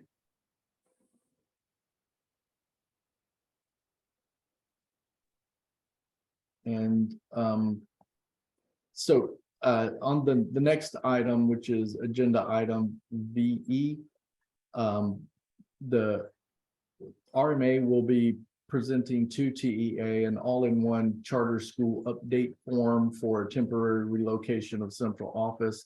As part of this purchase of the Fort Worth property and the move to Fort Worth, we are downsizing our San Antonio presence, and we're going to purchase just a small piece of office space here in San Antonio while we make this transition. And in order to get that process moving, we need to submit a change of address / relocation notice to TEA. And so that's what information item VE is for. And Becky, did you want to add anything to this information item? I mean, technically, I think all I would add is this may be, this is not something that the board is used to seeing. It's a new form that TEA has come up with, as the bullet points indicate, for different things that we may need to submit changes for the ASTED, which is the online directory for TEA. And so we'll be submitting this form again because it is just a temporary move. I spoke with Mr. Koch with TEA, and he recommended we do this until we have an actual facility established. And then we'll submit the forms that y'all are used to seeing, such as the non-expansion amendment form, along with the board resolution. Yeah. And so we just wanted to include that as an information item to let you guys know that we're moving forward with all of our processes to get this done.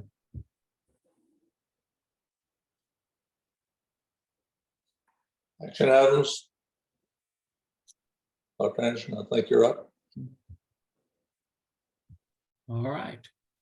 And as always, as we've been doing for the past couple of board meetings, we have a list of contracts that some, due to the time sensitivity, had to be signed, and others that will be signed today after the board approves.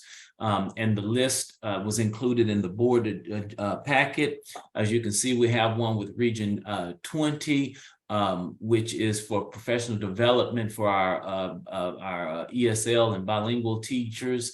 We have the Charter School Success Contract, which is basically going to be 3 one-year options. In that regard, CSS does our back office. We have another for Region 4 in the amount of $44,000, which is for the new principal training that we talked about, the Texas Instructional Leadership collaborative with Region 4. And then we have one that is for $125,000, which Mr. Showers talked about, the NCCER training and accreditation, which we have a hefty surplus, and so we're trying to spend some of that money before the June 30th deadline. And so Mr. Showers has brought this to our attention, and I think it's a great initiative. And then we also have the Canvas renewal, which is $36,000. And scroll down, Becky. Is there any other? And then we have our EC20 commitment contract as well, which is below. Dr. So those are part of the ones in the chart there. Yes. Yes, sir. Yes, sir. That's all I was going to say. I have a separate table for the ones that would be ratified. Yes. Okay. So that concludes the ones that need to be taken care of. And then if we go down, that's the one that, thank you. And then for as far as ratification, ones that have been signed that needed to, due to the sensitivity and the time in which it fell, we have the ESC 20, which is the $700 for some training.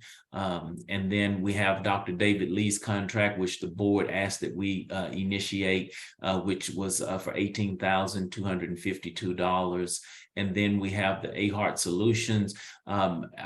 We brought this and we'll be bringing it again in July. Mr. Clemens, you may remember Dr. Bourgeois, Steve Bourgeois presented some climate and culture data that you really enjoyed. And so he's going to be doing that again, as well as doing another set of surveys and things with us for this fall as well. And then we have our Regis, which is the satellite office here in San Antonio that we will be renting on a monthly basis for $1,900 a month. That contract has to be had to be signed as well. And then last but not least, the AEI, which is for our Amarillo campus to get that environmental study and assessment stuff underway. And so we did sign that contract as well.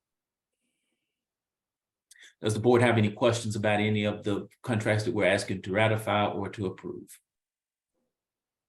No. As in the back office contracts, it's 3 one-year contracts. Yes, he did. He ended up doing 3 one-year contracts that'll start in, and he gave us in the contract deadlines that we have to give notice, like December of, so. All right. For the Did the- office that we'll be setting up in San Antonio, are we using some of the furniture and stuff that we have now to make sure that it will be furnished? It comes with furniture, Ms. Thompson. It's a shared office and they give you the furniture. So we're going to put our copier, the big workhorse is going to go in there, and some file cabinets maybe. But as far as everything else, all the desks and chairs and things like that, all the furniture here in the central office is being disseminated out to the campuses for the most part. Thank you. There's some things that I've asked Carl to hold on to until we get ready to do the central, to get into the central office that I would like to see placed in the central office in Fort Worth. Does that answer your question, Ms. Thompson? Yes, thank you. If you don't have any other questions, I'll hear a motion to approve the contracts as presented. I move, Donald Nemick, I move the board approve the contracts as listed in exhibit number 1 and ratify the contracts listed under exhibit number 2. I'll second the motion. Dr. White?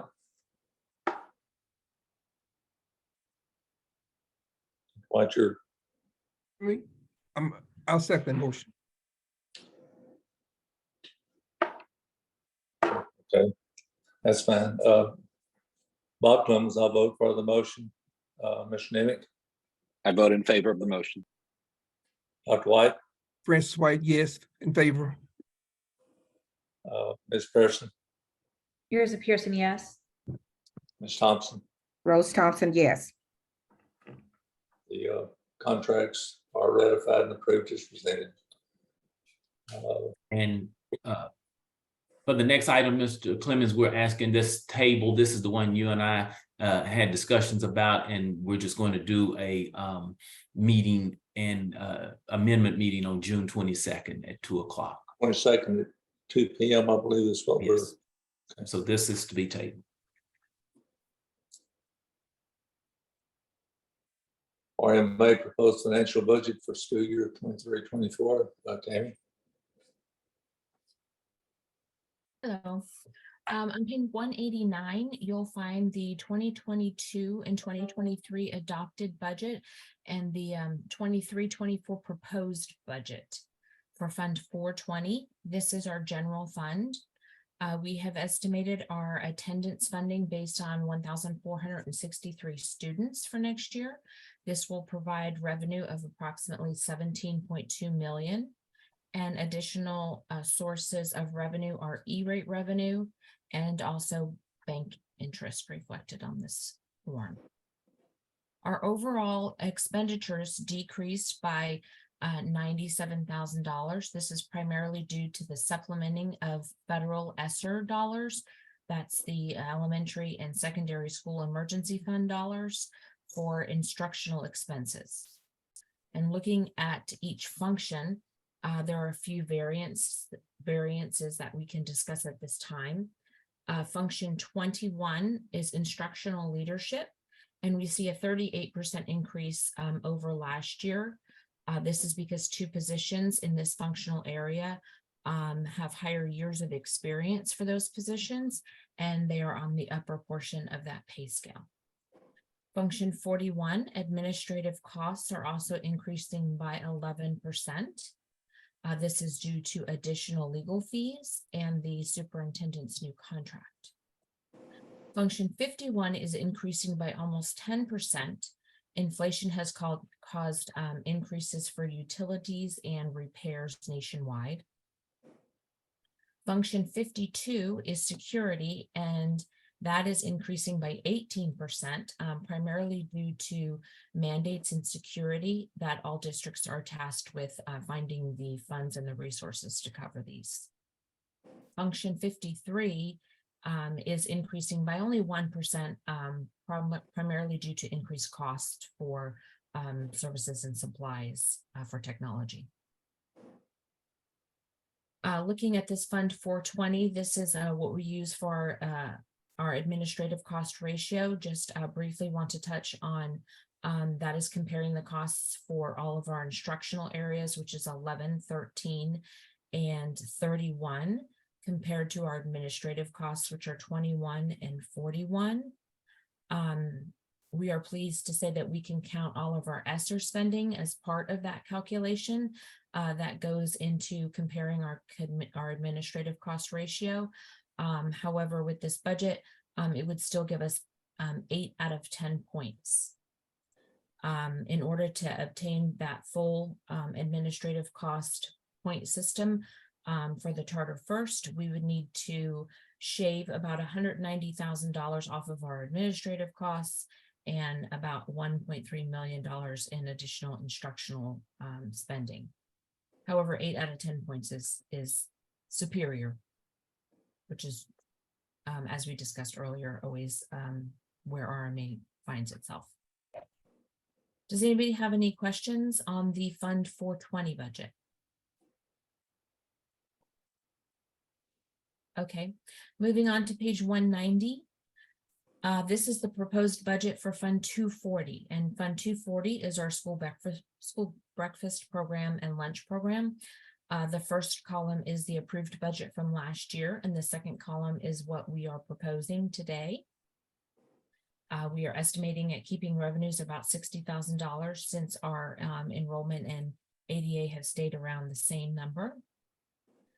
Expenses of $153,000 consists of the salary and benefits for our Director of Child Nutrition, about $77,000 for food, about $12,000 for supplies and equipment, $5,000 for permits and some food licenses, and some campus travel and professional development. And then, of course, a little bit of maintenance on equipment, which would be about $3,000. The $93,000 that we see under the item that says net assets released from restrictions represents the amount of Fund 420 money that is needed to cover the deficit for the child nutrition program. And Amy touched on this a little bit during her State of the District presentation. The deficit can't be carried forward in the child nutrition fund, needs to be covered by Fund 420. Does anybody have any questions on either of these fund budgets? Don't have any questions, just a comment. I know that we're still in special session, probably appears will be most of the summer. So I'm sure that a lot of these numbers will change whenever the legislature finishes up their work this summer. I think some of the items coming up, I'm sure there's eventually going to be some money in the budget for teacher pay raises, but I haven't seen anything in the paper about anything been worked out yet. So I would imagine there'll be a lot of budget amendments, proposed budget amendments sometime later in the year as the state decides what they're going to do this summer with also with the requirements on school safety, year requirements, and how much the state's going to pay for it and how much RMA and districts gonna have to find some. I would suspect these are sort of best guesses for the information available right now. Thank you, Mr. We Clemens. have Oh, I'm we'll, sorry. we'll all be on a call today, Mr. Clemens, after at 3 o'clock. The commissioner will be giving us some updates on some of that information and his thoughts. So yeah, it'll be interesting to see what his take is on the school finance piece. We have a motion on approving the 23-24 budget. Oh, and also, Tammy, on the 23-24 budget too, I want to make sure that I let the board know we are embedding for since the people are going to be working remotely from home. One of my concerns was making sure that they have adequate internet, and so I've asked Tammy to embed in the budget a $35 internet stipend, so that way they can ensure, and it's no excuses, they need to have good internet. Most of this work will be over Zoom and Teams and all of those things. Thank you, Dr. Anderson. It also includes the stipends that I think the committee met on for the additional stipends for the district and teachers.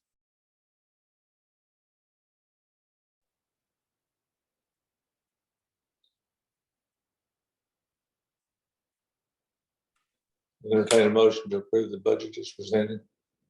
Rose Thompson. I move Go ahead, that the Rose. board approve the proposed Fund 240 budget and proposed Fund 420 budget for the 23-24 school year. Donald Nimick, I second the motion. Motion by Ms. Thompson, second by Mr. Nimick.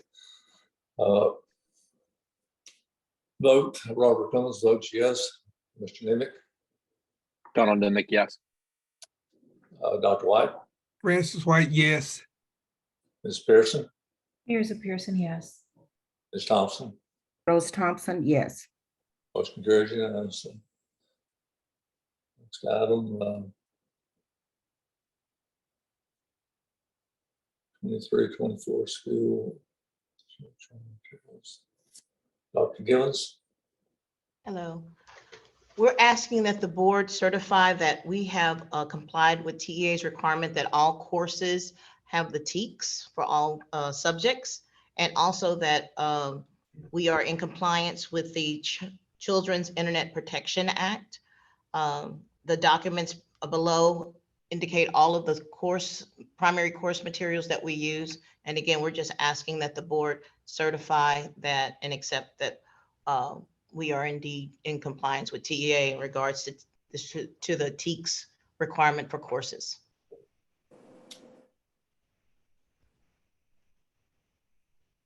Any questions? Entertain a motion to approve this action.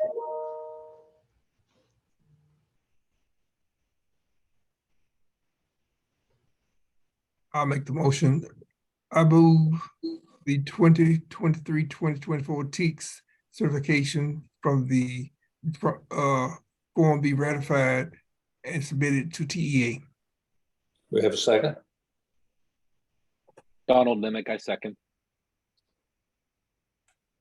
Vote, Robert Clemens, yes. Mr. Nimick, Donald Nimick, yes.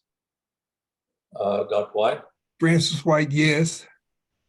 Ms. Pearson, Here's a Pearson, yes. Ms. Thompson, Rose Thompson, yes. motion carries. Thank you. Approve of teacher staff pay raises. Hello again. Yeah. Christina, before you begin, and just please keep in mind, board, that we did have a committee meeting about the stipends, and I believe it was Mr. Clemens and Ms. Pearson that served on that committee, and so we have vetted it, and it was Ms. Thompson on the committee. Yes, sir. Yes, and vetted it, and so please keep that in mind. Go ahead, Christina. So the first piece that I have here is going to be getting approval on the teacher and staff pay raises. We are wanting to give all staff a 3% increase. And then for the teachers, if they have 0 to 5 years of experience overall, a 4%, teachers with 6 to 10 years overall, a 5%, and teachers with 11 years or more, a 6% increase. This has been worked into the current budget, so there won't be a need to find any additional money for it. It's been worked into that, but these are the raises that we'd like to present out to the staff this year. And I would remind the board too that it's been, the last time teachers got a pay raise was my first year here in the district, which was 2019, 2020. So I think it's well overdue. This was just answered, but I have to ask it. So it is already been worked within the current budget. There's no additional budget that we need to source, and we don't foresee that being an issue also in the coming year. Correct. It's all been included in there. All right. That's awesome. Thank you. And from the committee, the thing that we were focusing on was retention. A lot of this is to try to maintain the staff that we have. Mhm. And when we were, retention and recruitment is what was driving this train. Mhm. Very good. So I would like to move to adopt the proposed 2023 school year pay raises for RMA employees as recommended. I'll second the motion. Motion second, all in favor, was Robert Collins, yes. Dr. Donald Nemick, Donald Nemick, yeah. Dr. White, Francis White, yes. Mr. Pearson, Yes. Ms. Thompson, Rose Thompson, yes. motion carries. Congratulations.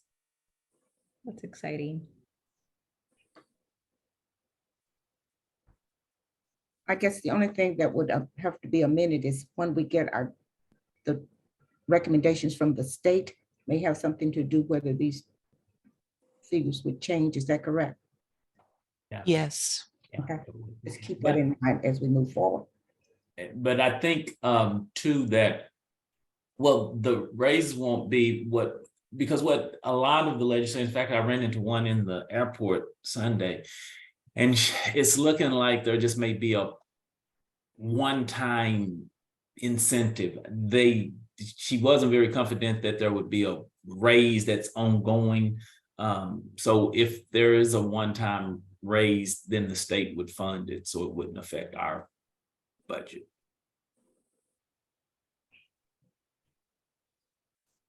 Christina? That's my understanding as well. It would be an increase to like the basic allotment. So we wouldn't, it may come with a budget amendment because there would be more money coming in there, but we wouldn't need to find that money anywhere. Thank you. My understanding on what I've read in the paper on this would be the very minimal pay raise be expected, and based on what legislation comes out in summary, could be more, but this is a minimum. I believe that's what the committee expected when we met, and I believe that's still our expectations. This would be a minimum, and legislature does something that adds to this, great, it'd be wonderful. Next item on the agenda, approval board resolution for Education Service Center retirement management services. Well, we have Christina, did you need to go over the second set of stipends, Mr. Clemens? Okay. Thank you. Mm-hmm. What do you have for doing that one? So I have put together a presentation to increase or change or add to the stipends that we currently offer. There's some that we already currently offer. There won't be any change to them. Becky, if you want to go just to page 222. the first couple of slides are just some background information. The doctorate stipend is going to stay the same. It's what we currently offer. Same with our master stipend, which is on the next page. And then a new stipend is going to be a field of study stipend. What we would like to do is offer a $500 annual stipend to any teacher who holds a bachelor's degree in the field they're currently teaching. So for example, if you are a math teacher and you hold a math degree, then you could qualify for this $500 stipend. And then we would also like to add a professional or workforce certification stipend. It's also going to be a $500 annual stipend. This will be something that central office staff, campus support, or associate teachers qualify for. You can only qualify for one a year, so you wouldn't be able to have, say, 3 or 4 different professional or workforce certifications and stack all of those. It would just be a one $500 stipend a year. And then into the next one, both the SPED and the ESL stipend, they're on slides one after another. The structure is going to be the same. What we would like to do is change the stipend up a little bit. So it would be available to all of our teachers. If they hold a SPED certification, they would receive a $500 stipend. If they are teaching the SPED for that campus, they would instead receive a $2,000 stipend. And then ESL would work the same way. If they were an ESL, if any teacher in the district that holds an ESL stipend could qualify for that $500 stipend. If they were actually teaching the ESL classes, they would receive a $2,000 stipend. And then if you want to go one more page, Becky, this is I'm sorry, go ahead. Right up, please. I know we said right there, the $2,000 for special ed teachers. I'd like to add in there ESL. I know you said it, but I'd like to see it on the slide, please. It's up there right now. Okay, so in the corner there, the other one was $2,000 for any special ed teacher, and then I see it. Thank you. Because we know we had problems. It was me, Ms. Thompson. I'm sorry, I delayed to get to the other slide, but they're both there. I think we might have lost her. Oh, I see it. Thank you. The excellent stipend will be a new stipend as well. There are a couple of different pieces on it. So there's a piece for our teachers. So it'll be for core teachers only. They could receive $2,500 annually, so long as they have an average annual STAR passing rate of 75%. The only catch to this one is that we would only offer 3 of them a school year. So once the final STAR testing is in, we would, so for example, this year, once the STAR testing data is in from the testing that's taking place next week, the academics team will review that data and select the top 3 teaching staff that had received a 75%. So the top 3 percentages would receive this stipend. And then the excellence, there's also going to be an excellent stipend for principals, and there's going to be 2 options there. So they could receive up to $2,500 annually as well if they have an average annual ADA of 80%. Again, there would only be 2 of these offered a school year. And the academics team would review the data at the end of the school year and select the top 2 percentages, so long as they met that 80%. As an alternative, principals could also qualify if their attendance increased by a minimum of 15%. From there, the academics team would review the data and select the top 2 who qualify there. And Christina, let's clarify on that too, because it has to be an increase from the goal. Right. The ADA goals. Each year we send out goals, based on finances. And so it would have to be, the 15% would have to put them above the attendant, the ADA goal. Correct. So if their ADA goal is 150 and the 15% increase puts them at 152, then that would be qualified. But if they are below their goal, then it's not an option. Right. And then we want to formally offer a principal mentor stipend. We would offer no more than 2 of these a school year, and it would be $3,000 annually. This stipend would be selected specifically by the Director of Academics on an annual basis. And overall, these stipends would cost about how much we pay the average pay for a teacher on our campuses. But we'd be helping over 100 staff members to increase their salaries by just a little bit. And another benefit to these stipends is we can adjust it to fit the needs of the district. So if at any time we want to add stipends, the board can do that. If any time we need to take away a stipend, the board can do that. So as our needs change or increase or decrease, we're able to make these adjustments as they go. They're not necessarily permanent. And again, Christina, correct me if I'm wrong, but these have already been calculated in the budget. That's correct. We have included this cost in the budget as well. That was presented. So we've already identified the staff that would qualify. Now, when hiring season, we're in hiring season also, so it may end up increasing a little bit more, but it's been embedded because we've identified 2 mentor principals for next year already. So some of these things have already been accounted for. It is also important to note that staff would only qualify for 1 stipend per area. So we've kind of broken them up into education, certification, and performance. With the exception of the principal mentor stipend, you could not qualify.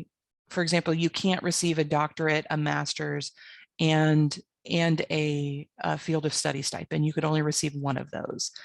We would automatically default to whatever the higher stipend was. But you wouldn't be able to collect every single stipend every year. Christina, scroll back up to where you had the 75%.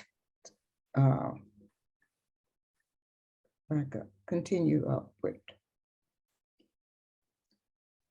One more back up, right there. Okay. Academic award stipend to top 3 who qualifies. I'm having a problem with that for some reason in my head. 9 of us qualified, had 75% passing, but only 3 of us can. Well, we can increase that as the years go on. I'm just thinking maybe we could do a graduated scale or something so everybody would be included, but I'm not seeing that clearly in my head.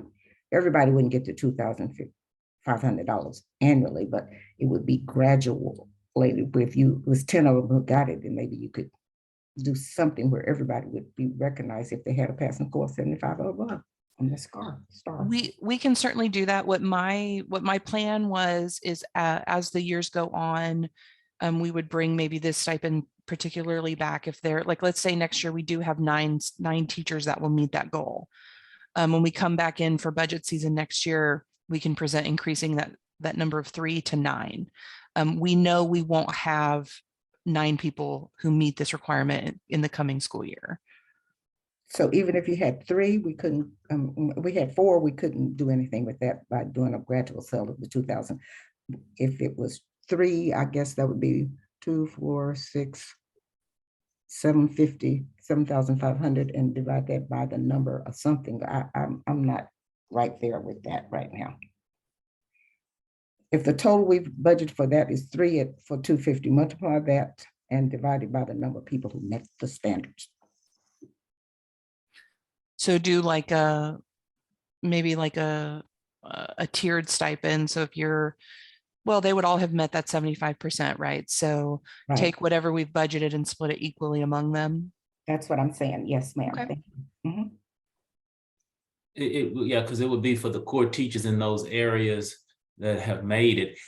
I'm not opposed to just open it up and giving the teachers the $2,500 myself. So just removing the number. Yeah, the I number of, think allowed if to they be can rewarded. get that, I don't see any problem of why not just giving it to them. I think I would just like to amend this slide with what Dr. Anderson just said, is that all teachers who meet passing rate of core teachers who meet the 70% will be awarded $2,500 I annually. would just, yeah. Okay.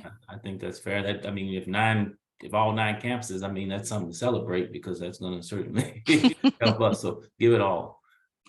All of you know that I'm pro teacher getting paid for what they do. And until we meet the same standards as what they're working at in the district, and we're talking about retention, we have to honor this. And I think, and that's the whole reason why we wanted to bring this. This really makes us a lot more competitive with the raises now, and then these opportunities for teachers to add more. I think it's a move in the right direction. And it may have been another slide with that same spirit that I wasn't really clear with, and it may be the next one after that one, Christine. It would be the excellent stipends, the set. We offer 2 to the principals for an ADA of 80%. And we would offer up to 2 if they increased their ADA by 15% or their enrollment by 15%. And again, I would say the same thing as the other slide. Let's just remove it. Unless the board. Okay. So just remove the amount of requirements. Well, the limit. Or I'm sorry, the limit of number of stipends offered. Mr. Clemens, once we finish this section, I know Ms. Pearson has to go, and so we have some areas that we will need her to sign off on. So we want to get to those if we can, and Becky can better direct us for that. Might the board have any more comments about the stipends?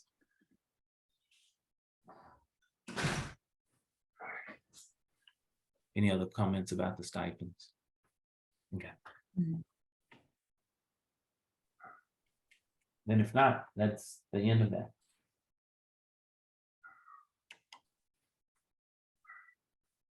We're ready for a motion and approval, Mr. Clemens. You're muted. You're muted, Mr. Clemens. Mr. Clemens, you're muted.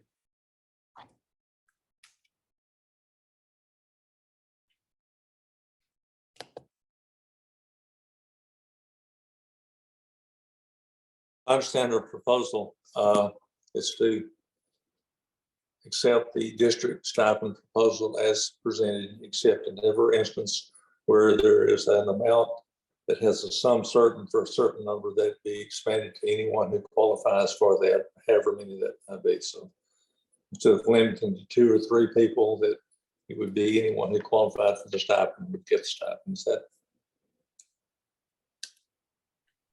trying to figure out how we get this ordered so we approve what?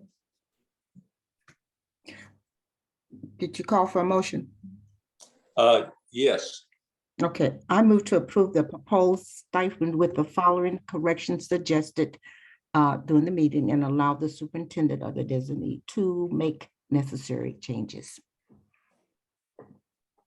Francis White, I'll second that motion. Have a motion and a second. I second. Coach, yes. Mr. Nimitz? Donald Dimick. Francis White, yes. Ms. Pearson? Pearson, yes. Rose Thompson? Rose Thompson, yes.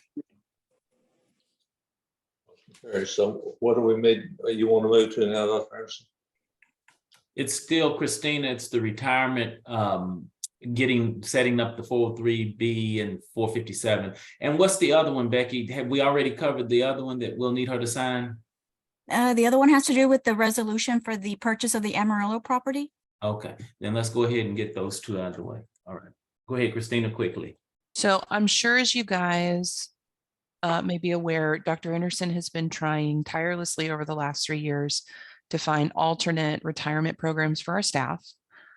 We have finally found what we think will be a really great fit.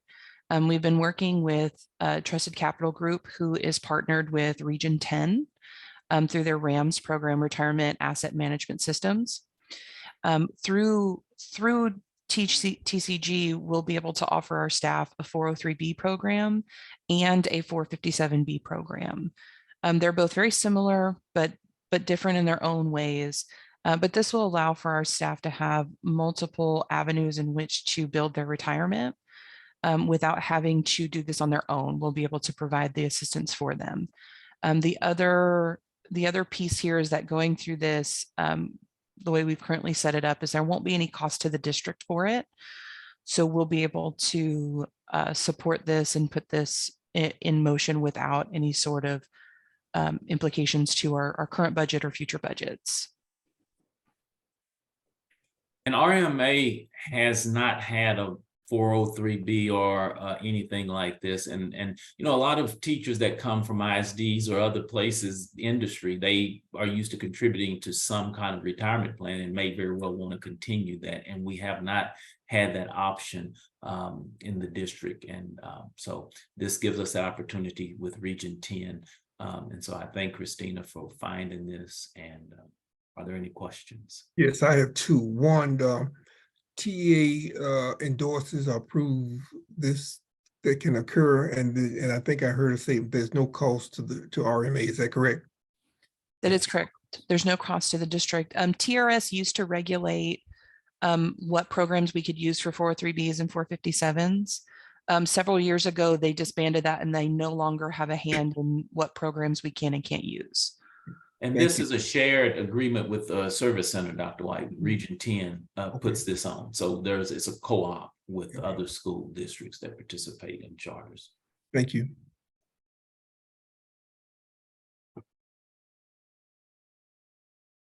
I believe this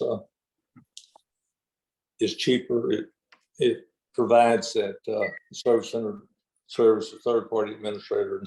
If you were to go to some insurance company, they would have a fee for being third-party administrator. So this is a way to get there at the very least cost. We have a motion to approve this. We may not have a lot of utilization, but it's another recruitment tool. Donald Nemick, I'll make the motion. I move to approve the board resolution with Education Service 10 Retirement Management Services and accept the interlocal agreements for both the 403B and 457B plan. Francis White, I'll second that motion. We have a motion, second. Robert Clemens votes yes. Mr. Nemick? Donald Nemick votes yes. Dr. White? Francis White, yes. Ms. Pearson? Pearson, yes. Ms. Thompson? Rose Thompson, yes, and Dr. White, thank you for clarifying that. The next action item we need is the consider the action on the resolution to purchase property. Is that correct? Yes, for Amarillo. Yes, and we've been busy on this project since the last board meeting. A lot of things have moved forward. So I wanted to bring this to the board. The administration is requesting that the board approve a resolution for the purchase of real property and all improvements thereto, located at 2400 27th Avenue, Southeast Amarillo, Texas 79103, being approximately 1.61 acres and 10,350 square foot of property from MES Capital LLC for the purchase price of $950,000. I've included all of the documentation that we've been working on since the last board meeting. The following pages, go back up a little bit, Becky. The following pages contains the board resolution for the purchase, which we'll be approving today. The letter of intent that we signed, the real estate sales contract or the PSA, and also a list of the phase 1 property assessment, the studies that we'll do on the property before we actually do the purchase. So I won't go through those, but I'll just go ahead and read the recommendation is that the board approve the resolution authorizing the purchase of the property and approval of the real estate sales contract and all related attachments as presented.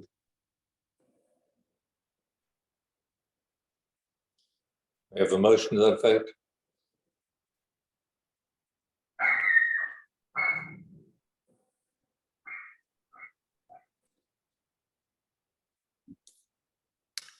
I move that the board approve the resolution to purchase real property located on 2400 27th Avenue, Southeast Amarillo, Texas, 79103. The property described in the board's June 15, 2023 agenda, which includes the authority of the superintendent and or his designee to take all actions necessary to purchase a property and tender all costs associated with the transaction as more fully described in the resolution.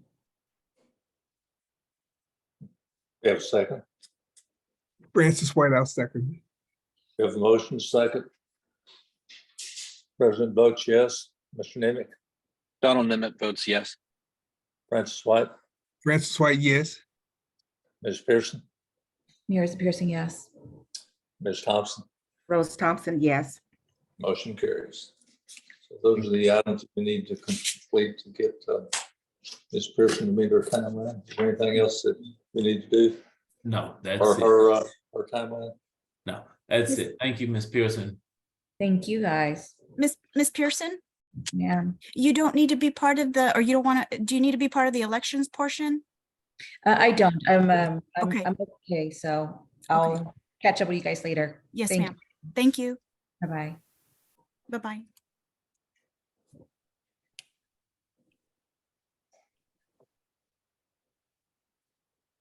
Those better eyes help me out if we missed anything. FGHI, so we're down to adoption of proposed board of directors meeting calendar. Is that correct? Yes. Anybody have any ideas for any changes? This year, we met in September, November.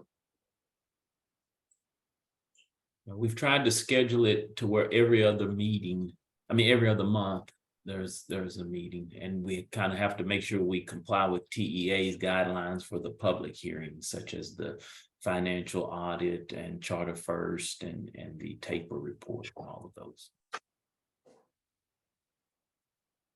I have a calendar in my hand that would take this year's schedule and transfer it to a similar date next year. It'd be September 15th, November 9th, February 16th,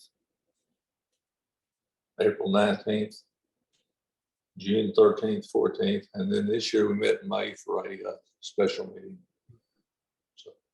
And Mr. Clemens, I would like for you and the board, I really would like to go to some face-to-face meetings, and I've shared this with you, Mr. Clemens. And so the discussion really would be beneficial.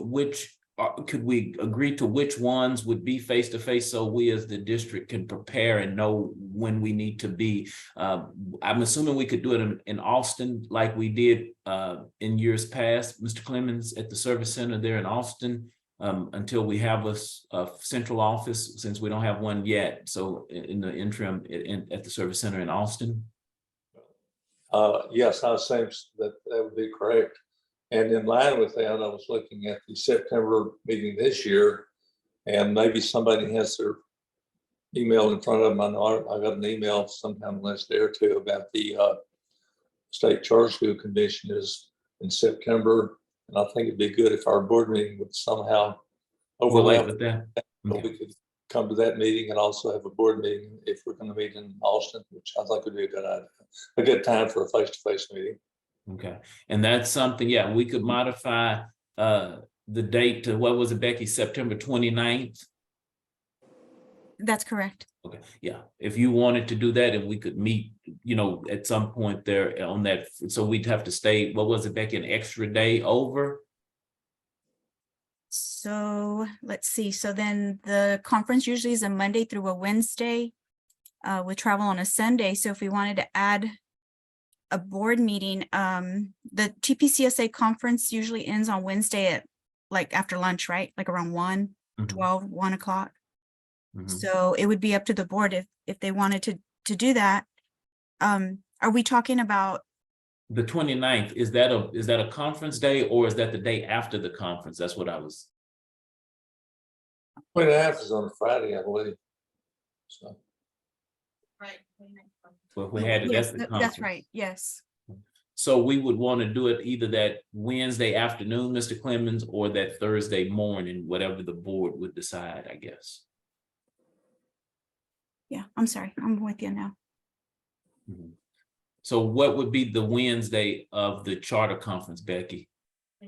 The 27th. 27th. So we could either do it the afternoon of the 27th, or we could do it the 28th, the morning of the 28th.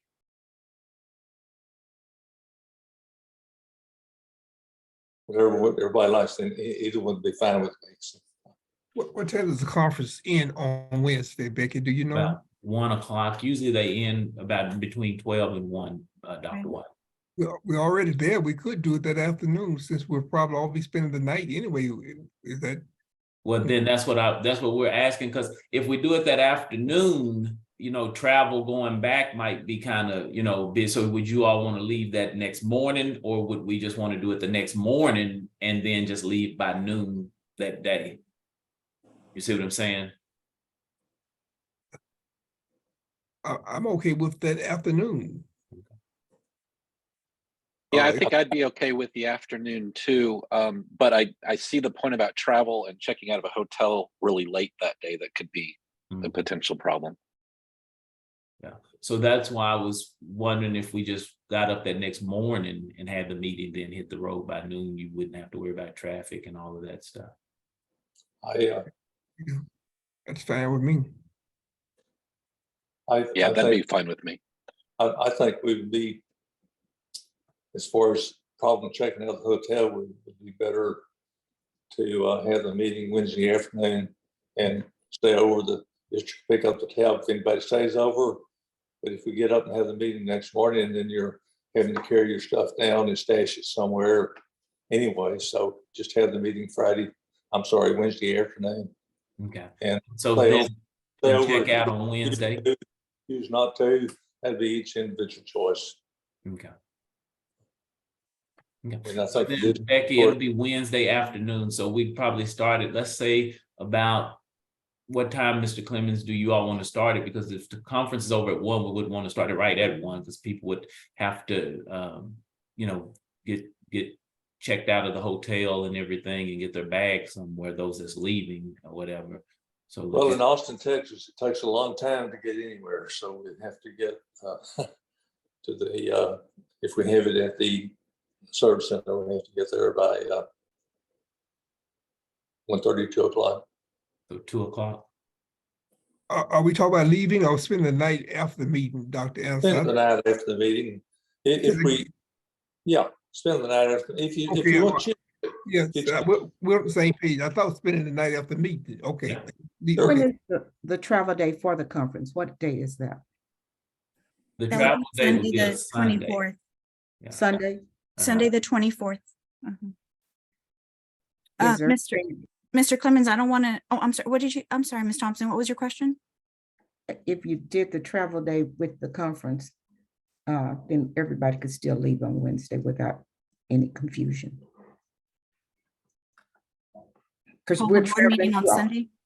Sunday? Well, that is another It option. may be even cost effective to go ahead and do it on Sunday, have our meeting on Sunday, not unless it's something against. That's another option. And Mr. Clemens, I don't want to get anybody riled up or excited, but what I could try to do is see if I could get a conference room at the location where the conference is being held. That'd be great. Yeah. That'd be great because traveling in downtown Austin can really be tough. Sure. And for me personally, if it's going to be leaving in the afternoon, I prefer wait until the next morning. I don't have no problem with the meeting being that afternoon on Wednesday, but I prefer if it's late to wait till the next morning to check out on the. So then, Becky, the meeting will be Wednesday.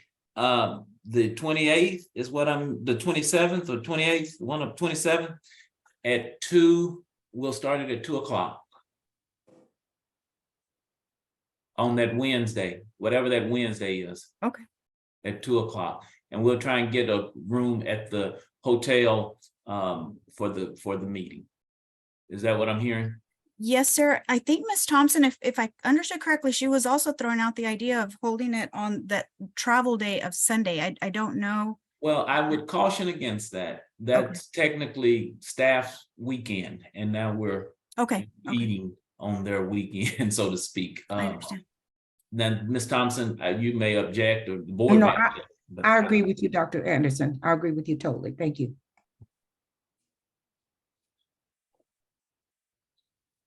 I said, Dr. Anderson, I agree with you totally. Thank you. And I was just thinking about cost effective and boarding and things like that, but I agree with you. Are there any, and what other, then we know September's face-to-face, so Becky, if we would note that on the agenda, on the calendar, would the board like to go ahead and select the other face-to-face meetings, or how do we want to do this so that way we'll know and everybody can plan accordingly?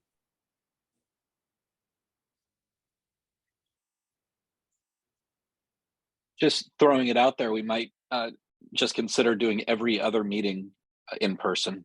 Okay. So if September, then September, February. Let's see, September. So what would that put us, Becky, if we did every other face-to-face? So September would be one, then the next one would be February, February. and then the annual board meeting Okay. in June. I think the annual being in person would be beneficial for everyone. Okay.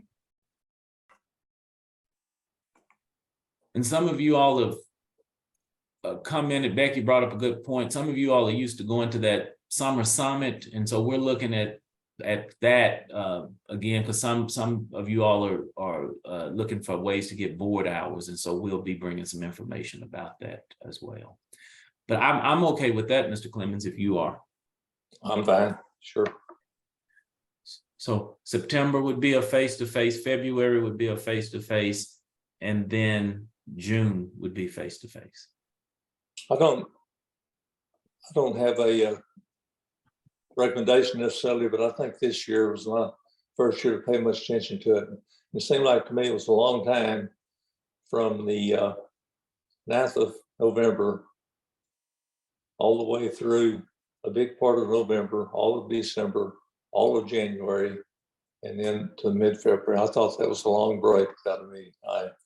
And I know that I know there's Thanksgiving in November. I know there's a long Christmas break in December. I know that January is a time when there are a lot of professional meetings. Most all the professional associations meet sometime in January.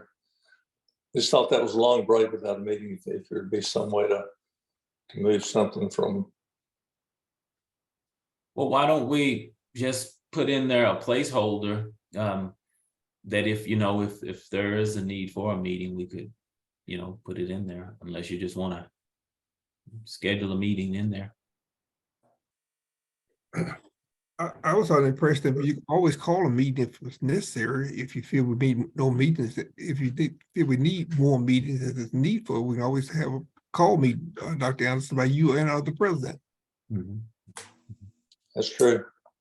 That's true. We had a call meeting this year. And have another one, actually. Mm-hmm. That's fine. That's fine. Mm-hmm. So we go with the same schedule we had last year with the face-to-face meeting being in September, June, and did we decide? February. February, September, February, and June. Okay.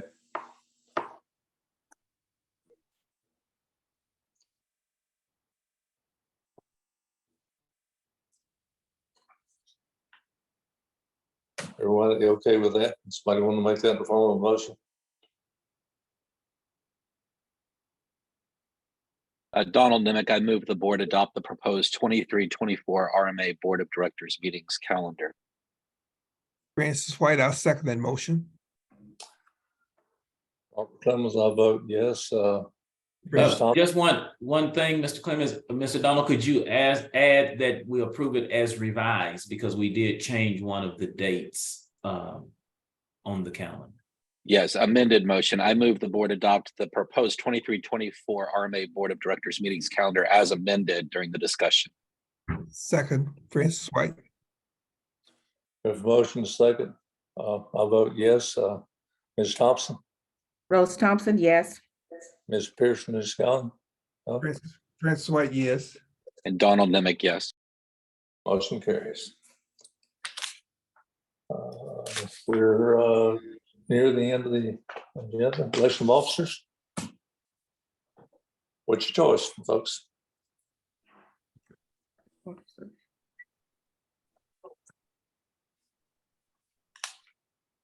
Well, the question is, does anybody want to change seats? Dr. Anderson, if it's Dr. Anderson, Yes. if it's okay with me, I would like to see the officer stay as is, unless the board have some changes that they want to make for another year. I would agree with that. I think Mr. Clemens is a great president, and I think we're flowing pretty well right now. I'm willing to do it. I have a lot of experience in a lot of things, but being a board president is not one of them, and fairly obvious. But I don't get my feelings hurt if somebody gives me a little direction. And I do tend to move things along a little bit faster maybe than y'all want to sometime, but Well, it's the hope that everybody's reading the information that we're putting out and that we're not just rubber stamping things. I certainly don't want the board to feel that way. so we have a motion to that effect. Ms. Thompson? Can you move it up so I can see the motion, Becky? So, Ms. Thompson, these were in the case that there were changes made to the officers, but it seems like, if I'm understanding correctly, that they would like to remain in the same positions. Yes, So and I unless, yeah, would like to add that we use our officers for a 2-year term. for a 2-year term. Yeah, they would stay in those seats for 2 years. I had actually thought from what little prior experience I had, that it was a bad choice for Mrs. Pearson to leave early. That's a way to sometimes get elected to something you may not want. Exactly. Mr. Clemens, I did check with her and she said as long as she's not the chair, because our chair does a wonderful job. That's what she texted. You know, the only difference in this next year is San Antonio is, I assume, is not going to be a particularly good site for hosting meetings when they are remote, but they still have to be hosted. So Colleen, if I'm waiting on my options, my best options would be Colleen or Fort Worth. Is that correct? Now, this year I came to San Antonio most of the time because I had Becky here close to help. Well, Dr. Anderson, I hope I'm not, and Mr. Carl Tantan, I hope I'm not overstepping here, but you know, our Sonterra Boulevard location does allow for us to rent, lease, I'm not using the right word, but to rent a space, and it's a boardroom type setting. If for some reason the board of directors would like to have a meeting in San Antonio, it's very possible. Dr. Anderson, I don't know if you remember, they showed us the boardroom that they have, and it was very spacious and what, you know, I felt was a good location if we need. And it just, like I say, it just depends on if you want to come to San Antonio, because technically we can use those boardrooms anywhere. You can reserve them in any of the locations where they have offices. So it's just up to the board. I mean, if you just, you know, like coming to San Antonio, Mr. Clemens, we can accommodate you. So wherever you want to host the meeting from. But I think it would be easier on you to do Colleen most of the time. Mr. Clemens, he drives down to San Antonio, and after these meetings, he gets in his truck and he drives back. He won't take any water or food with him. But so it's just a matter of whatever you want to do, you know, within the. Well, we'll just cross those bridges when they come to them. Then it's only thing we have to decide today. We've decided when we're going to have face-to-face meetings, and well, we need to decide where the other two face-to-face meetings are going to be, because that does involve all of the traffic. Well, I think that the Austin location at that service center worked quite well. It was central, but well, Becky mentioned getting a room for that one at the hotel. yeah, because we'll be at the conference, you know, it'll just be less travel. Yeah. And that Austin site is also cost effective. It didn't cost that much for us to use that facility. At the service center, it didn't cost hardly anything. Is that correct, Becky? Ms. Thompson, I'm sorry, I was checking on something. Please ask, what was your question? I say the Austin site was cost effective. It didn't cost that much to use the service center. There was very minimal fee. Is that correct? Yes, ma'am. It was cost effective. I'm not sure what the price would be now. You know, because we were using that facility and pre-COVID. So I just would need to reach out to them and see what, you know, what their rental fee is at this point. I want to say we were paying $12.50.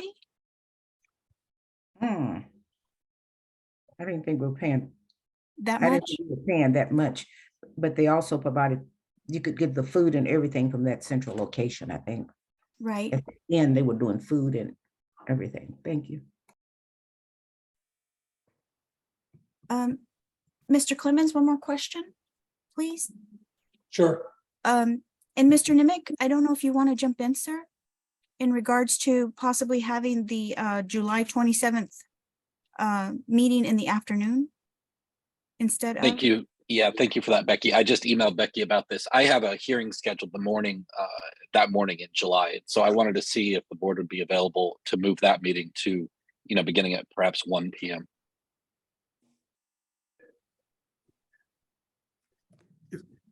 That'll work for me. It's fine with me. That's okay with me also.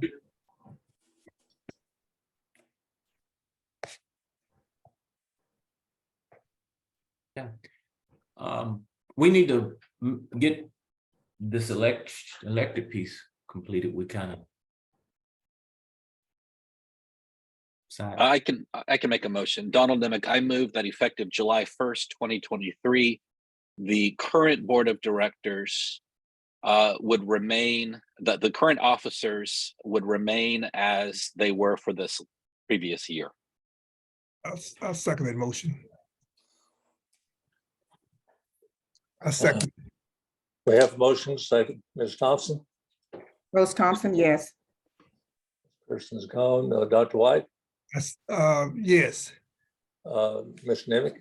Donald Nimick, yes. Robert Clemens, yes. I think that completes all of our agenda business.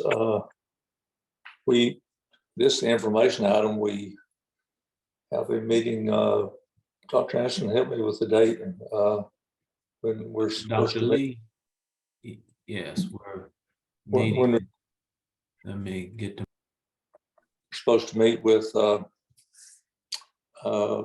consultant to work on your evaluation process. Dr. Lee. Dr. Anderson, you hit the mute key. Yeah, Dr. Lee, I believe it's 11:30 on the 10th of July. I see that on my calendar as a lunch meeting. Is that it, Becky? 11:30 on the 10th. I see a lunch meeting that you put there, to be determined. So yes, I'm pretty certain. I just wondered if someone else, Mr. Nimick is close, if he might want to attend the Senate on the meeting. It's at 11:30 on the 10th, Mr. Nimick.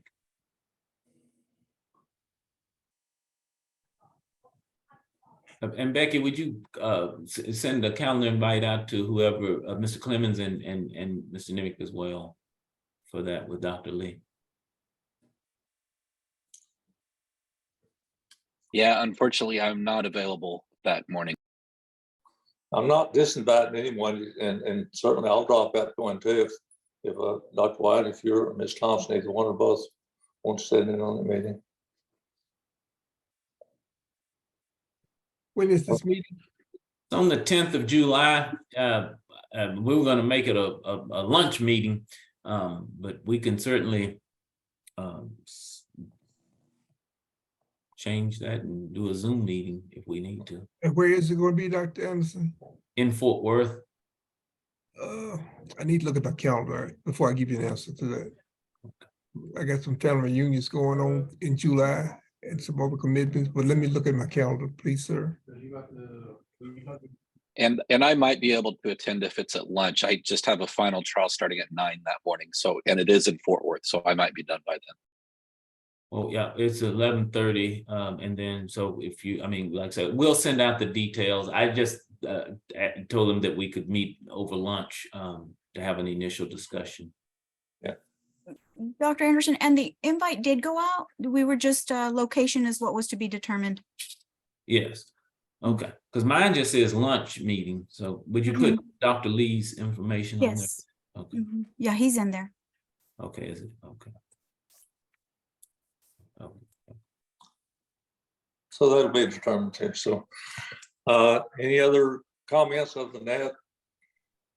Meeting's adjourned. See y'all next time. No, Becky had a comment. Just very quickly, and I know I'm speaking on behalf of everybody, I'm sure. I just wanted to thank Dr. Anderson and the Board of Directors for the approval of the teacher and staff pay raises. Thank you all so very much. Welcome. Well, I think Mr. Clemens, and like I say, I think it's been a successful year, and I am appreciative, as I said in my letter, to the board support, the support of our board and the dedication and commitment of our teachers and our staff. It's been tough, but they continue to push forward and continue to do what we need them to do. And so again, I don't ever say it enough, but thank you all. Thank you, board. Thank you, staff. Thank you, teachers. Thank you, principals. I appreciate you. Job well done.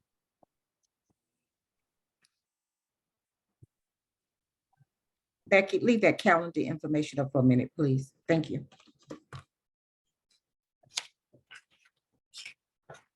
I hope you all join us for convocation. Okay. It's in Houston, and we're going to be using the Houston campus to do the convocation. So I'm looking forward to it. And this also, guys, I want to let you know, this coming school year, 23-24 will be, RMA will be celebrating 25 years. And so we're definitely going to be rolling out some initiatives. I've asked Carrie to make it a big to-do. 25 years is a long time. And so we're excited, and we'll be doing some celebrations and things of that nature for the district, throughout the district and across the district, to celebrate 25 years.